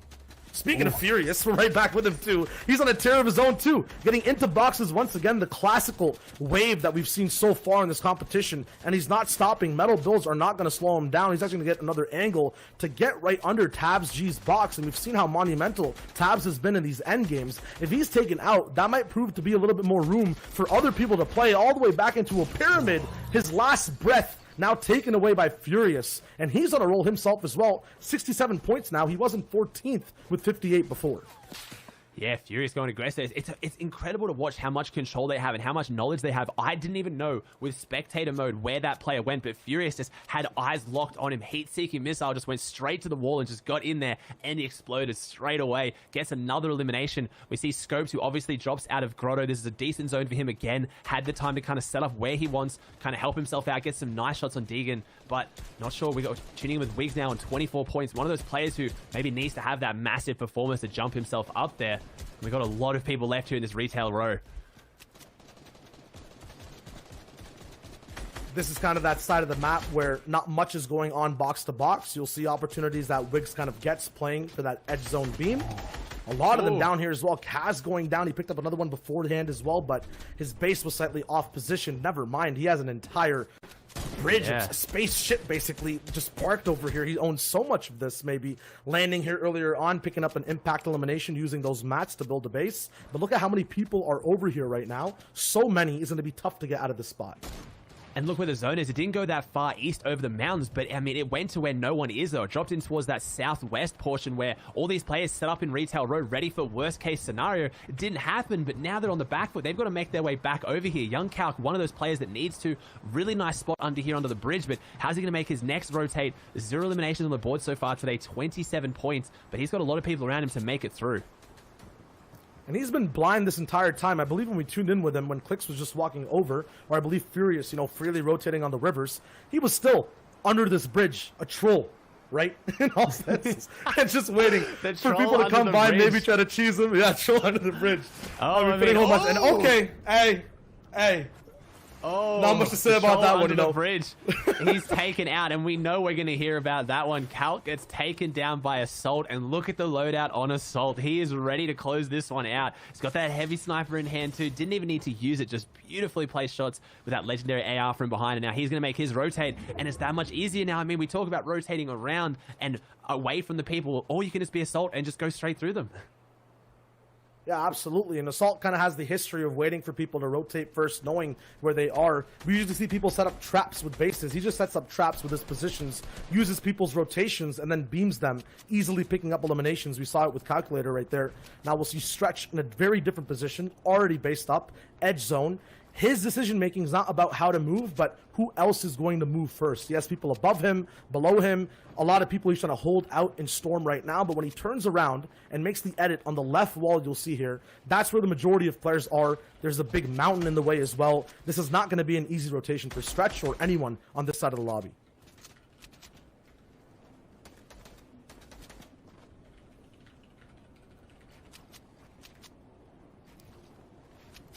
Now we'll see what's up next. Right now he does have 0 eliminations. So we'll have to see, trying to get some damage or possibly points on the board, and he does. It's Durant, who was up top beforehand in Game 3, now taken down in Game 5. Just one more chance for him afterwards. It's not going to be possible in this game at least. Stretch With elimination, he's going to see exactly what there is to do next afterwards. Freist is there with Tragics, who we saw before as well, based up in his own little condominium. Jack, though, I've seen him in that position so many times before, slightly lower than other people, letting them move first, just getting the advantage over position time and time again. That's how he gets height every time. Someone who's struggled, though, on the opposite end of the spectrum is Nexi. We've seen him just get taken out in moments like this with mountains in front of him. This will be another chance for him to practice this type of rotation here today in Game 5, and hopefully tomorrow, when he comes back in, he has a very good game plan that's been adjusted and adapted for these type of endgame zones. Yeah, he needs to reassess what he's going to do, change up the game plan a little bit. This could be a good game to jump him back in there. We saw 29th going to first, so you can't count anyone out. Nexi on the low ground here, but it looking like a nice little low ground rotate. No, he wants to go up and use some of these builds. He doesn't want to risk staying down. He wants to go up and look at the mini-map. Look at all those people just flying straight in, getting to zone as quick as possible. This is going to be a very difficult rotate for Nexi. I'm going to have to imagine this one doesn't end too pretty, but let's see. Maybe it does. Gets the player inside his box, gets an SMG beam off, and it does. He takes him down. Nexi taking down Ghoul. I mean, he lost a lot for that, though, unless he finds some shield here, which he doesn't. Could have been a free 4 points, but he's not looking too great coming into the end game now with no spare shield and no shield at all. Yeah, he's going to have to basically pick his fights here properly. The Storm is not that applicable at this moment to play off of so far away, and he has to go vertical. Has a lot of materials, just needs to find the space, and he does. Moves up slightly. Very good choice of being in brick, as it builds the fastest and has on average, in terms of speed of building, the most health per build. So right now it's already built up. If it was in metal, it would still be transparent. He could get shot, but he has time now to pop that medkit, save a flopper, and look for his next impact elimination to get some type of shield. Yeah, needs to find some kind of an impact very soon. And zone going across. I said the zone didn't go in too difficult of a location, but it did. This rotating zone going east, and he picks up the elimination on Spicy. There it is. That's why you just got to play your game out and look for those easy pickups if you can find them. We see Eclipse here as well. It's going to be an interesting endgame. Assault getting beamed up pretty heavily. I see Kanata. Illis Clicks is there. Arab up there as well, just getting beamed as I point him out. Stretch is still here too. Haven't got too many eye lines on Durant, Neon, Nut. Those players we're looking for to see how they can close out this Game 5. Can they hold on to their lead? Or is it going to be people like last game where we see Zate jumping up even higher? I saw him in the feed too. He is still amongst this one as SF Roller, winner of last week, takes down Weigel. Weigel's down, Clicks is picking up eliminations in the feed as well. Zum is here too, taking out Show Beans. That's an elimination all the way across the map. Slurpee on action all the way over at Shark. Now we'll see Nexi moving forward, taking out Zum. We wait for Freist to see exactly what he wants to do. He's waiting for that late rotation. Jamper's active here as well, and Hunt is taking out Walkman as Freist finally gets over to his builds, looking for the next shot, the next slot as well to be in for a base. 20 seconds though till zone closes. He looks back for more shots, more eliminations as we're getting to our top 25 mark here. Yeah, and I've had comms here that Zate is out of this one, though. We still got a lot of big names up there in the top 5 who still are in this one. Stretch going down as well, and a big elimination onto Hornet. I see Booger still here picking up Crims as well. So Booger making a return here, comeback in these final games of the tournament today. Assault going down to Niddle. There's some big names in the feed as we're down to only 20 alive, getting closer to that crucial top 10 where every single placement is more points, and all of these players need that. Elige going down to Eclipse, and Fry setting himself up for success, but coming out of that box gets instantly beamed from the SMG, goes low, has to go forward into Storm to find the time to get these minis, but he is deep out there now. Yeah, I mean, to get points, you need these tools. He reaches out for the floppers, but in that moment, gets beamed down, now in trouble. Might just have to use all of them and not actually use them in the end of the game for those big points. We'll see a big overhaul on the entire map where people are. It's Bizzle hiding out in Storm, finally over. Nexi at high ground, fighting for it and gets it. Meanwhile, at low ground, we saw Goosh, we saw Niddle earlier on as well, getting eliminations. He's still alive, trying to survive. Jamper, though, in a lot of trouble, has to use a lot of his heals. Look at these points here. We're going to see a big shake-up in the leaderboard right now. I'm not seeing really any of those top 5 we've been watching this whole time. There is going to be a shake-up at the end of this one. Just look at the points of the people we're watching. They're down there, but that is good. This is their chance to take back over on top. Jamper on 36 points as Nico picks up 2 eliminations in the feed. 8 players alive. Ultimate low ground trying to scramble his way through this. He has 2 elims so far this game. He needs to make a third quickly because he has no builds left. Drops a nice little mat delivery down. No materials, only the weapons. And now he's waiting, looking for his next opportunity. He's in range to get them, but does not want actually to use any of his HP right now. That pool of resources is breaking those builds. Bizzle now is up top above everyone, but it's old builds that this entire game goes over, so he might have some trouble getting those eliminations. Top 5 now. Fry still alive. Jack goes down. Bizzle looking for his next shot. Can he find it? It's low ground where all the action is. He might be missing it. Avery going down. Jamper still surviving, and Nico is all the way just closely in Storm, trying to get the survival situation going on over here from Bizzle's shots on high ground. Yeah, Bizzle up there on high ground. How many times have we seen Bizzle in this situation? We very, very rarely see him lose it when he has it. Bizzle on 82 points, looking to capitulate on what is a good game and a very good situation for him to be in. It's going through old builds, but Bizzle has so much control. We've seen him during World Cup win games without even going for enemies. He's dancing, he's dropping, he's putting on a show now. Hits a little bit of a dab. It's a 1v1. It knows it's on him. Needs to try and spot this player, though. I mean, I feel like he's been a little bit overconfident. Green pump, gray air. Oh, is he going to line up the snipe? This would be massive. No, Bizzle is known for this, using every advantage he has, all the utility, even trying to put that sniper to work at endgame. It's going to come down to this, though. No utility. It's going to come down to shotgun. I have to imagine trying to take the high ground, messing up the builds a little bit. He has no builds to take this wall or do anything. He has to drop down, hug this edge, get under these stairs. The rocket comes down, though. Bizzle maybe slipping away from him right now. He has to do something massive to close it out, and he can't. Bizzle gets hit with the second rocket. Jamper having a massive game, jumping up to above 60 points with a massive game, and this leaderboard is about to shake up. Indeed it is, and my heart cannot handle all these different players on every single side of the leaderboard just showing up right now. Bizzle finally moving all the way up to that 60-70 point threshold. Jamper winning out a game overall. He was there in so many end games during all those qualifying weeks. We showed and saw his prowess all the way over the broadcast. Now finally, in these big moments at the end of NA East, he wins the game, Zeke. Dude, and he's coming all the way out from 71st place, starting that game with only 14 points. He's trying to make a run. He looked and has eyes set on top 10 to end on day number 1. Of course, guys, what we got to turn to is the standings. What has shaken out after that last game? Do the Titans still hold on to that number 1 spot? Let's take a look together. Man, here we go. So let's not forget, in last set of standings, Nut was actually holding on to the first place spot and still does, but he's only gone up by 5 points, Shio. 5 points, but he still has an 11-point lead overall. This man is big vibing at the moment. My biggest concern for him is he's one of the only people here in that, top slot who's in the lead but doesn't have, a win under his belt. That might prove disastrous in a tiebreaker scenario. Yeah, when it comes down to tiebreakers, you really want that win in the back pocket. We saw Mega have an iffy game there, but still just hanging outside that top 5. Neon dropping quite a little bit from earlier today. Some of those players that we're not used to seeing on the top, maybe not handling the pressure and dropping back down, with some of those players who have the composure jumping back up. We see Jamper there, is in 17th, having a really, really big game. Clicks finding his way into the top 20 now, so he's finding a bit of pace now. He's getting himself into that game. He was struggling after the first few. Yeah, Assault as well. We saw him just roll through multiple people. We saw Calc go down as well at that moment, but Calc is still here on the leaderboard looking for a way to move in. A lot of these people are going down in that top 50, top 40, top 30 slot. They're still accruing a lot of placement points. Roller, the man who won the entire Week 2 qualifier, up at 30th place, 7 eliminations. Maybe he'll start rolling at some point. But so far, Zeke, it's anyone's game, and there's one more left. It might get really intense. It might just get down to the final wire. Dude, what do you think, man? I gotta feel, in my heart of hearts, I don't know why, but I feel like this is the game to send it. This is the game to just put it all on the line and say, you know what? I'm either contesting someone, I'm looking for elims. I'm still gonna play placement. That's really important. I'm not saying don't do that, but I'm saying now is the time to go all in. Yeah, I mean, if you're going to finish off game 1 with a bang, this is going to be the mental attrition battle, right? Like, these players have been now playing for 5 games, coming into their 6th. They've got to stay on their game. And this is where we might see those small little mistakes coming out that, yeah, if you're going to full send it, you can maybe take advantage of people maybe starting to slip. They've had a long day. They've had to focus now for a long time. But if you can pick up those limbs and play your game out to success, this is the game to do it. And then it will start you off on tomorrow on such a better foot.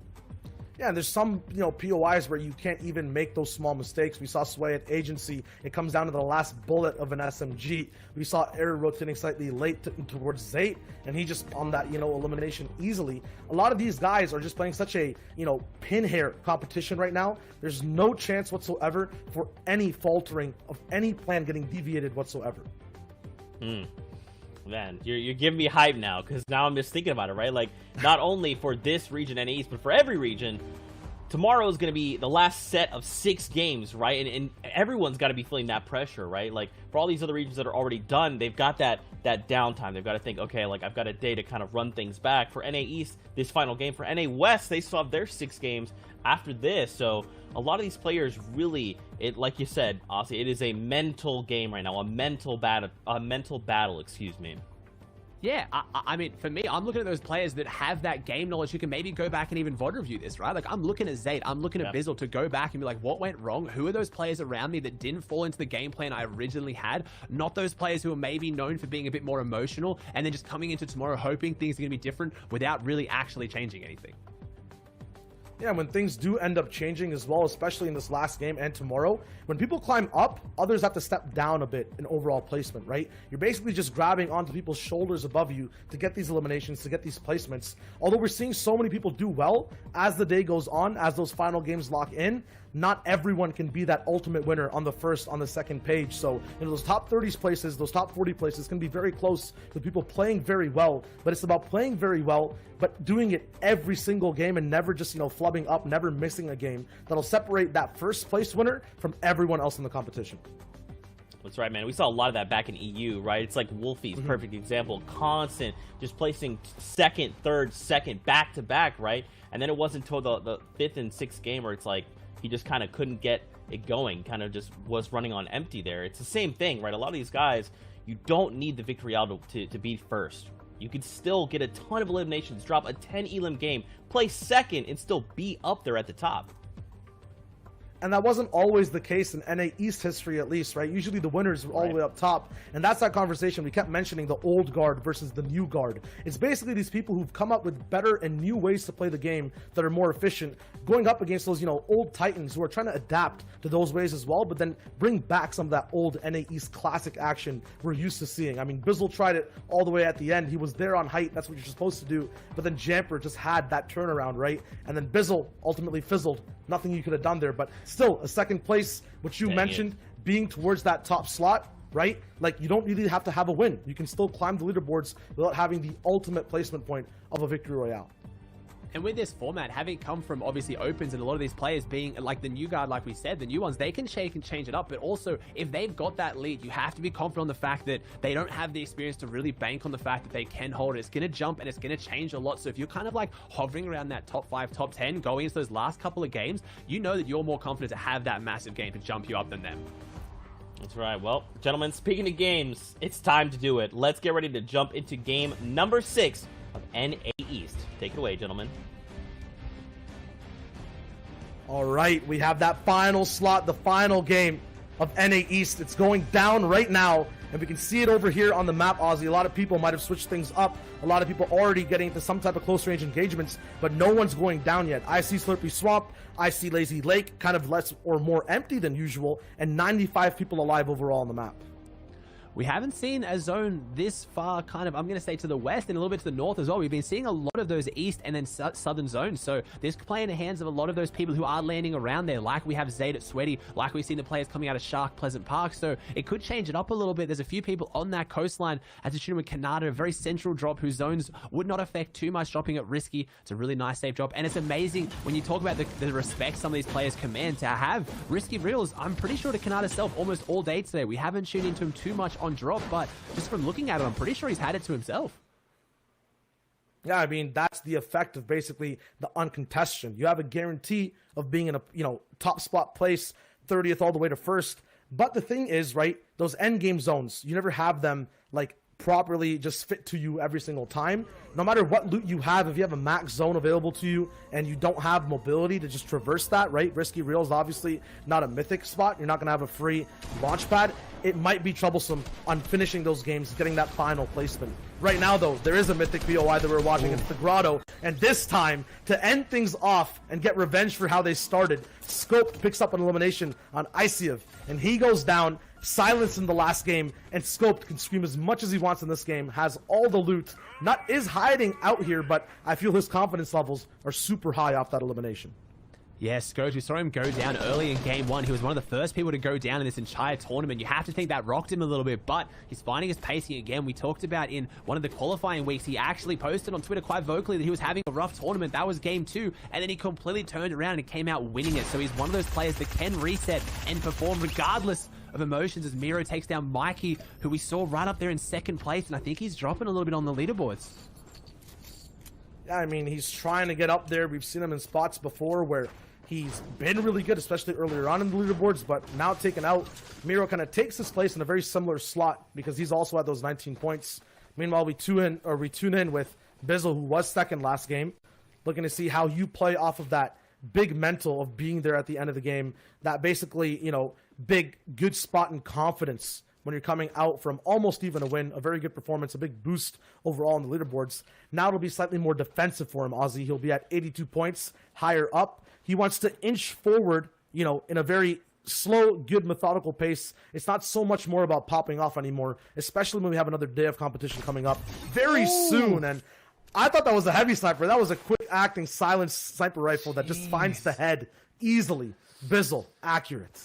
Yeah, very accurate, and that's a big elimination from Bizzle. He's one of those players that is so good at getting to endgame and so smart once he gets there, and taking out one of the players that's around you and on your rotation path and maybe slows things down and changes it up is going to be a massive advantage for him. Even if he gets nothing out of that other than the 4 points, it's just his loot pathing now is so much more clear and so much safer, and we saw last game what he can do when he has the loot path to himself, when he can rotate to that endgame that he executes on so well every time. As we tune into Logjam, one of your favorite drops with Perplexity on 33 points, looking to maybe make it 37. Yeah, my favorite drops when it's uncontested. Right now it's going to get messy when there's 2 people, especially this late into that early game, trying to still fight it out. Full loadouts on both. At least Perplexity has a very good one for this box fight. He's playing a few mind games here, but I believe who this could be, I think Knight all the way at this side of the map. He was on the wall, and I think he's all the way backed up now. Has to try to move up. It's not possible. Up here is going to be easy to claim these floors and drop in the boxes, but now Perplexity is not in his land, not claiming any builds around here. Suddenly, though, he breaks out. This fight is going everywhere, Ozzy. I can barely even track it. It's one of my favorite fights to watch when they're in these buildings where you can't really go for height. It doesn't really turn into it's Mega, who's been dropping on the coastline outside rig. Mega looks like he's having a bit of a rough day today. He was outside there, dropping down a little bit. He was in the top 10. Let's see, maybe finishing out game 6. He might be dropping out of there as Perplexity, one of those players that's right down the leaderboard, is starting to jump back up. And Mega seeming to change his playstyle a little bit. He normally stays closer to the coastline, goes for that rig vault, but we saw in last game that didn't work out for him. Now this hasn't worked out for him. He really needs to go back and figure out what the game plan is for tomorrow, because that's Mega's day done for.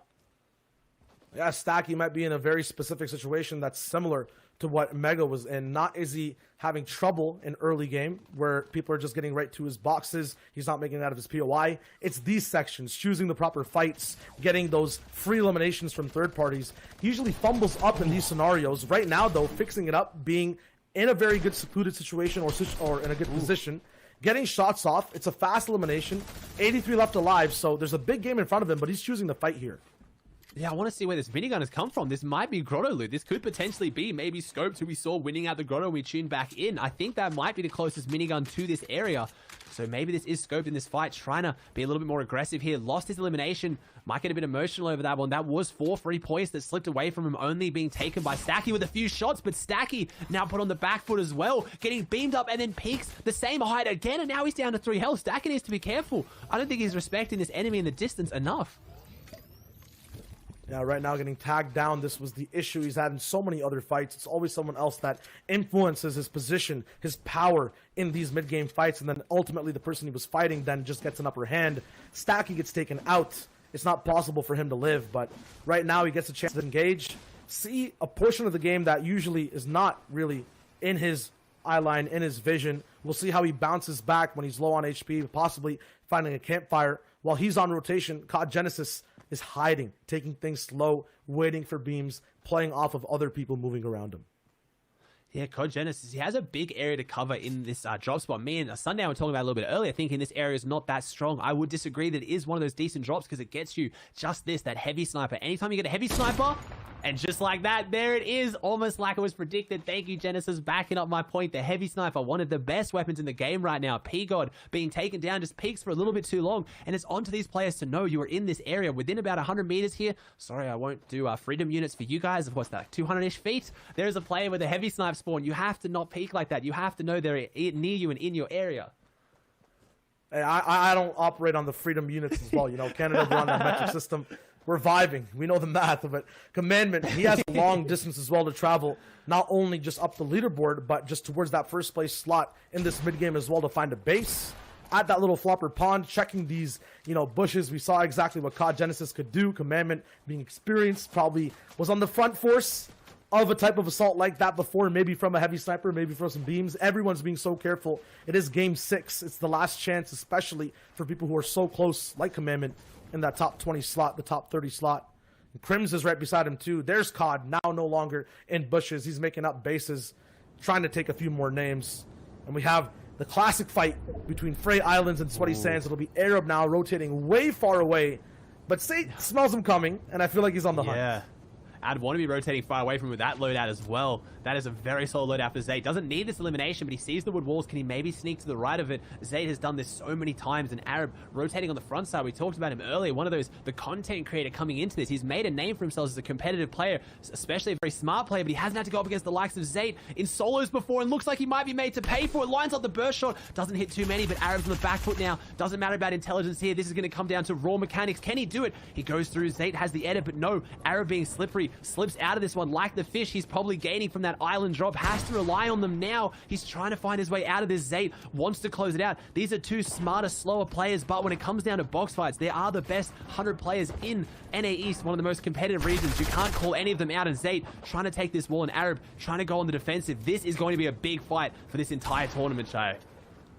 These guys are used to aggressive players. Zayt, Lance Sweaty Sands has had to defend it from so many people, all the way from open scrims, open qualifier competitions, now towards the top 100, the biggest lobby, the set lobby in this competition. Arab as well, landing at the Shark, is going to have to deal with people phasing into his box. He has Zayt in his grasp, and he does get a few shots off. He gets reset. The middle ramp, the piece in the middle of the box, so important. Arab controls it, has the ball as well, but Zayt has the shot, and in a very impressive fight, a one that lasted maybe longer than it should have, Zayt gets the upper hand and eliminates RBK Arab. Yeah, it takes down, it gets even more of those fish as well. I love that play, being behind the reverse stair source, covering you. Player can't see it, and then you edit for the flip. Not only does it let you see through it when they can't, but you can then use that to phase into their box. Zayt didn't end up going for it, but he could have, as you see Acorn using the half-edited stair ramp in to try and get into this box, and he's trying to close this one out a little bit quicker, like we said, than Zayt closed it out, because there's more eyes on this one. Zayt could take his time. Acorn can't here, and he needs this elimination more than I think anyone I've seen today. 2 small fries, all he has to his name, but there it is. Walkman going down, and I think Acorn, nice little upgrade. He's got the small fries to floppers and picks up the minis. Acorn needed that, and he executed on it perfectly. Yeah, especially for Storm Surge as well. The question is, though, or the thing I've noticed, Walkman, every time someone gets into a fight with him, win or lose, they're usually down with or at less HP than what they started off with, and it actually affects the rest of their game on rotation. And people usually choose to pick that fight because of things like Surge, because of their position. So Walkman will still have an everlasting effect on this final game. Still, though, 72 people left alive. Second zone now going to start closing in at some point when it locks. That Storm Surge will go down. I don't think that'll be too likely, though, because one more person needs to go down. It might be right here. Newell trying to make it happen. Gets that big 2-tap onto Shark. And I believe that Newell was fighting Shark all the way over at Yacht, at least by default off spawn in a few scrims. Might have not happened this game, but chases him down all the way to land, and then finally picks him up over near Salty Springs. Yeah, we're tuning over near Agency. A drop here, and Bully getting sprayed from multiple angles. He's currently not in Yo box. He's in his own box, and that's all he's got. He's out here in the water, stranded. He had to make this little island to try and keep himself safe. Has the minis, has the big pots, but he needs to get out of here. He's in deep water right now. He can keep the builds, but this is not where you want to be. There's a lot of eyes on him. I'm just looking around here. We see Aiden on the top, Jamper, Roller, some of those big, scary names too. I would not want Roller looking down at me. Round 2, he showed what he can do when he's close to people. He's stranded, cast away, and I'm just wondering how he got into this position. Why someone would pick water, you know, an aquatic position more so than anything else. He could be at the shoreline of Salty. He could just, you know, 100% go all in into the agency. I guess maybe these guys are very used to in NA East playing those water zones in endgame. Maybe feeling comfortable, you know, because he's been in a lot of these endgames, but it's different. Maybe trying to hope that people can't aggressively push on his walls as easily. I mean, I've seen some very interesting plays where you can pretty much dolphin dive straight through the wall, though. The water can actually be used to phase into a box better than almost anything else. You get that extra speed, you get that big jump and momentum, but yeah, I'm questioning Bully's choice here as well. He's now stranded, no opportunity to refarm any mats, but I mean, if he can keep this in hard mats now, he's anchored to the ground, we might see a new strategy developing. Who knows? Maybe Bully knows something that we don't. Right now, just the things he's doing, taking long-range SMG shots at 35 points. It seems slightly, I don't know, desperate of sorts. But meanwhile, we have people like Roller just sitting in their boxes all ominously. Okay, never mind. Did he know that Roller might have not just had any materials? I'm not sure, but this strategy pays off. I don't have any reason to why, who, or how, but I'm impressed by Bully. Yeah, Bully knew something we didn't. You've always got to give him benefit of the doubt as well. We watch a lot of Fortnite. These guys play a lot of Fortnite, though. Top 100 in NA East, one of, if not the most competitive regions in the world. And Bully obviously knew something we didn't. We see Furious in the distance, maybe coming in to capitulate on that. We haven't seen too many of those teammate engagements there. We've got a lot of really good duos in here today. And we see Who Fishy Cares spraying down Zay. So he went from such a good position outside of Sweaty, and he gets sprayed down. And we see the launch pad falling, the flopper falling, all those things that could have easily, look at the legendary loot. He had everything he needed to close out game 6, but just falls short, unfortunately. And now you're giving the grappler player, I believe, like all the floppers from Arab, who was at Frey Island. We're giving him the launch pad available from that Mythic POI as well. And your Shark, we're giving him, like, Who Fishy. If there's one person in this game right now set up to win the entire match, Central Zone kind of, it has to be this player right here on our screens. Yeah, Who Fishy. That grappler, though, it is scary. It's very useful end game, but if you start using that too much in the early game, I don't know how much experience Who Fishy Cares has with it. I see that happen a lot where people get the grappler. It's not something they're used to having. It's so powerful, but it also gives you a lot of heat onto you. You get a lot of attention, so people to zip around the map trying to use as much as they can, and it gets eyes on you, though. So we'll see how Who Fishy Cares can use it as we tune in with Nut, who is currently our first place player on 99 points. Maybe one of the first players here today to break 100. He's pushing for it. Third zone here. He's alive with what looks like a very good loadout. Yeah, all these grand final players are doing really well at the moment. I think it might be that experience of playing in week 2 all the way and winning. Right now, the top reboot rounders are taken out of the competition. I believe Sway was the first elimination this match. Crims has been taken out in 69th place just 4 eliminations ago. And the server is slowing down. So those big stacked lobbies, the opposite of what these guys really had in reboot, at least in the middle of the entire matchup, are going to be that experience, you know, showing more profits basically for these players overall before anything else. Those aggressive games aren't going to have too much of a say over here. This lobby is getting stacked. A free launch pad here as well to possibly take. And we talk about those reboot rounders, though. Blood here, one of the players who had a phenomenal performance yesterday, so maybe still having some impact on the lobby. Definitely trying to find his way through there. Could get that airdrop, too. We have Smack taking on Sizz Lucky. Stacky inside the box. Not looking too stacked, but now maybe jumps down. Gets a really nice shot on Tuxie, but no. Smack is above him there. Gets taken out. Smack has all this loot, but he is on edge zone, and he needs to make his way through. He's going to sit here and use this med kit, which might be just delaying the inevitable. Yeah, decides against it. That's a bit of a risky choice. Finds out that he is only 1 box from zone. Boxes up in the hard mats, and now he's looking to try and get his med kit off. Hornet set up nearby. He's in a nice spot as we see Jamper and Clix in a fight off in the distance. Jamper had a phenomenal game there. Clix still looking to try and get his, and maybe it starts with this elimination on Jamper as we see Nut still in a great position to break that 100 points. Not the leader of the pack right now overall for the grand finals in NA East. Clix, the leader of the reboot round, all up in this game. At the same time, not right now, kind of uncharacteristic. No eliminations so far. Usually has 1 or 2 coming into that end game. This will be the loot that he's had off spawn, nowhere else. Limited heavy sniper bullets, only 8 chances to both jump in boxes and land long range sniper shots. Right now, he might use that close range prowess that we've seen him do so many times in end game in the middle. Nice ramp rotation to get back in the base. Could be baiting people around it, looking for any angle. There is a ramp right there you could face to from the right. He's choosing to go for it, actually for a replace. Tests the waters. A bit too cold, a bit too deep. He backs off.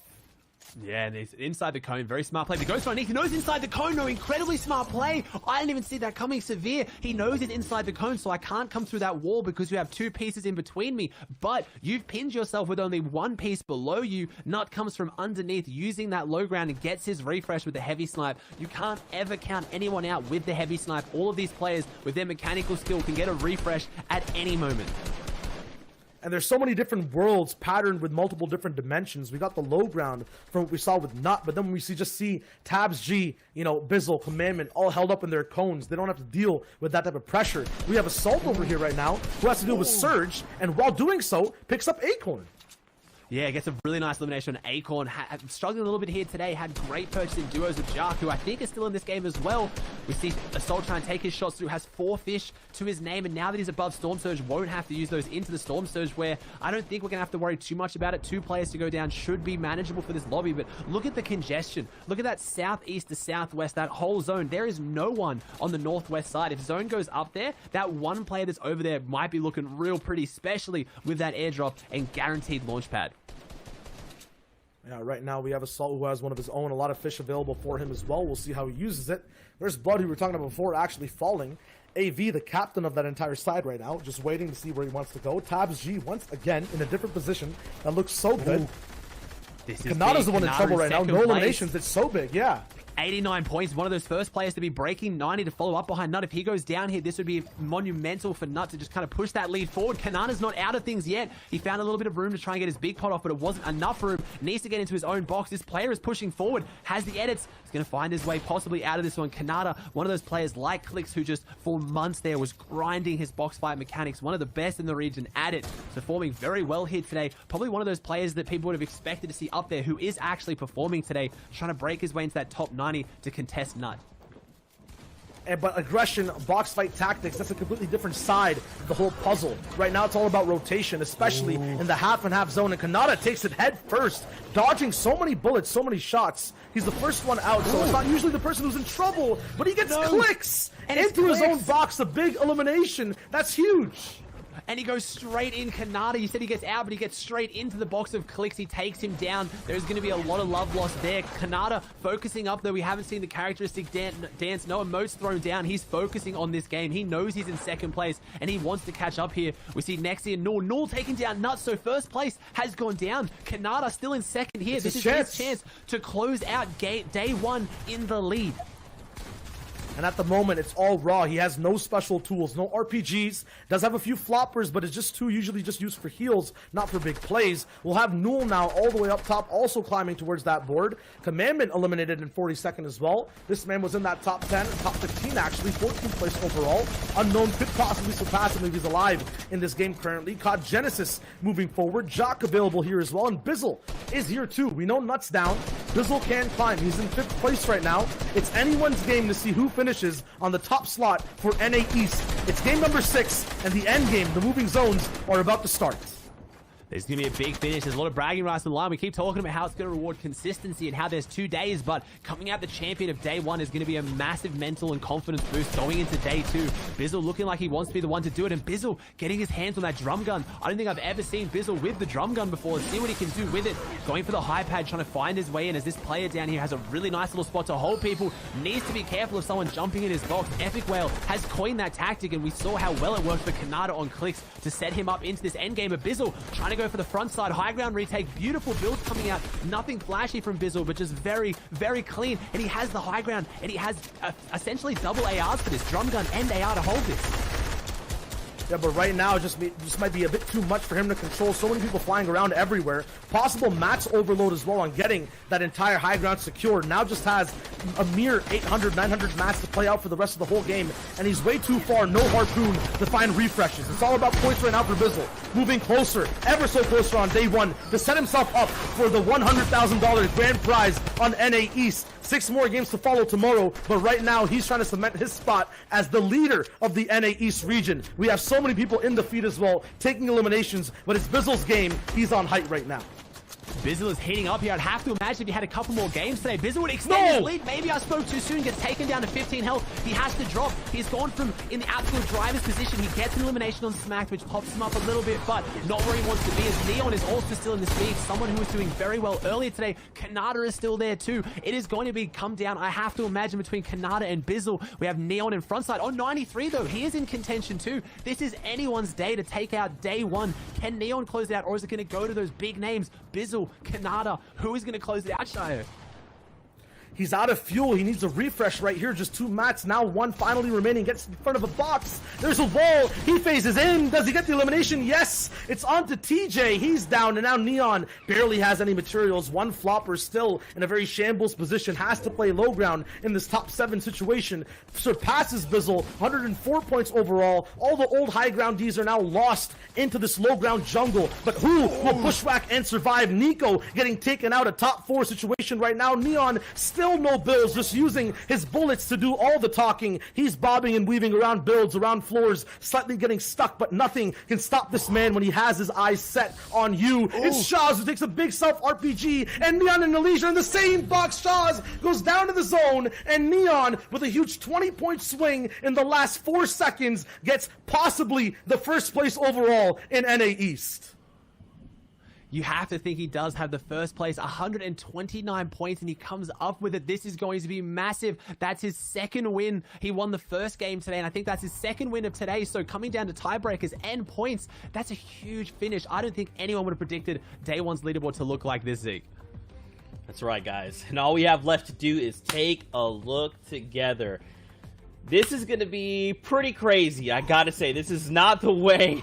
This is not what I could have ever imagined here in NA East. But you know, they love to bring the heat. Every time I speak it out into the universe, they're like, you know what, man? We're going to give it to you, Zeke. We also cannot forget Bizzle was there. He was eliminated actually 4th. What does that mean for the standings? We saw him rising, looking for that #1 spot. But here we go, guys. It's time to take a look. Cheater Neon with the 2 victory royales, 129 points, and Bizzle there in 2nd with Kanata there in 3rd, Nut in 4th, and Eclipse in 5th. I mean, Bizzle, 2nd place, DreamHack Anaheim, 2nd place, Day 1 so far. No wins so far either. It's Neon who's the one with 2 in the 1st place slot. Both players playing so well for both placement and eliminations. Kanata right behind them. Unprecedented usually. He gets going well really early, but after that fizzles out. Right now, he's up there. Yeah, he's definitely. We saw Zay dropping down a little bit there. I saw Mega, so a lot of those big names still up there because they've had the consistency on the day, but they didn't really close out their last couple of games. Zay dropping down, Mega dropping down. We see Unknown Click still in that 20th. I think he's been there both times, so consistently middle pack. Needs to start kind of jumping up a little bit more. We see Coop up there, Assault, Unknown. So, and look at the elimination difference as well. You see Unknown there, 13 eliminations, but still on the 2nd page. Needs to find that consistent placement. Like we see some more of these players here. Jamper, only a few places behind him, but only 5 eliminations because he has that victory royale. Yeah, and you know, both Eclipse, Mega, Bizzle, all in the top 10, all teammates, trying to see who's the best one out of that whole squad. At the same time, all these other people, we see, you know, people like Bizzle, people like Kanata in the top who have reputations. There's people trying to build theirs right now. Caught Genesis, one of the most strategical players we've seen so far, in bush hiding, at the same time taking his shots properly. Null as well, who just turned on the gas, got aggressive. These guys are rolling up. Speaking of rolling, Roller at 41st right now, slightly unprecedented from his big performance in week 2. Can he bring it back? And there's big names you can't count out. Scopes, he went down game 1 and he's just slowly been building himself back up with 6 more games in his back pocket, and that consistency we saw towards the end, he could jump up there as we see people like Saf right down there in 50th place, someone you would not expect to see that low on the leaderboards, but they can still shake things up tomorrow. That's right, guys. Well, that's it. That wraps up day #1 of the FNCS Invitational Grand Finals. Guys, very quick final thoughts before we sign off. Shia, we'll start with you. I mean, right now it's time for review. It's time to set expectations for what each player needs to do for tomorrow. There's people who are winners, who are nowhere near the top 10. There's people who've never won before, right, all the way at the #1 slot, who have a chance now to take away NA East and $100,000. That's insane. It's a flip-flop everywhere, and the next 6 games we're going to see tomorrow are going to change possibly the stories for everything and everyone that we know for competitive Fortnite. You $100,000 for solos, like that is taking the mantle. We've only really had World Cup to golf for the longest time. This is now all these players who, some of them maybe weren't even playing competitive during World Cup, have now just catapulted themselves up into the spotlight. And are they going to take the mantle and make a name for themselves too, going into whatever is next? This might be our last chance for an equally long time to crown a solos winner. Oh my gosh, guys, you're getting me so hyped Well, Fortnite fam, I hope that gets you hype as well. Now, if you're looking for more Fortnite action, don't forget NA West is about to start after this, so go check out your favorite content creators, streamers, wherever they're at, whatever platform, give them a view. Don't forget, we are back tomorrow with the finals of the FNCS Invitational. We can't wait to see you. We can't wait to crown some champions. Till next time, Fortnite fam, we'll see you guys on the Battle Bus.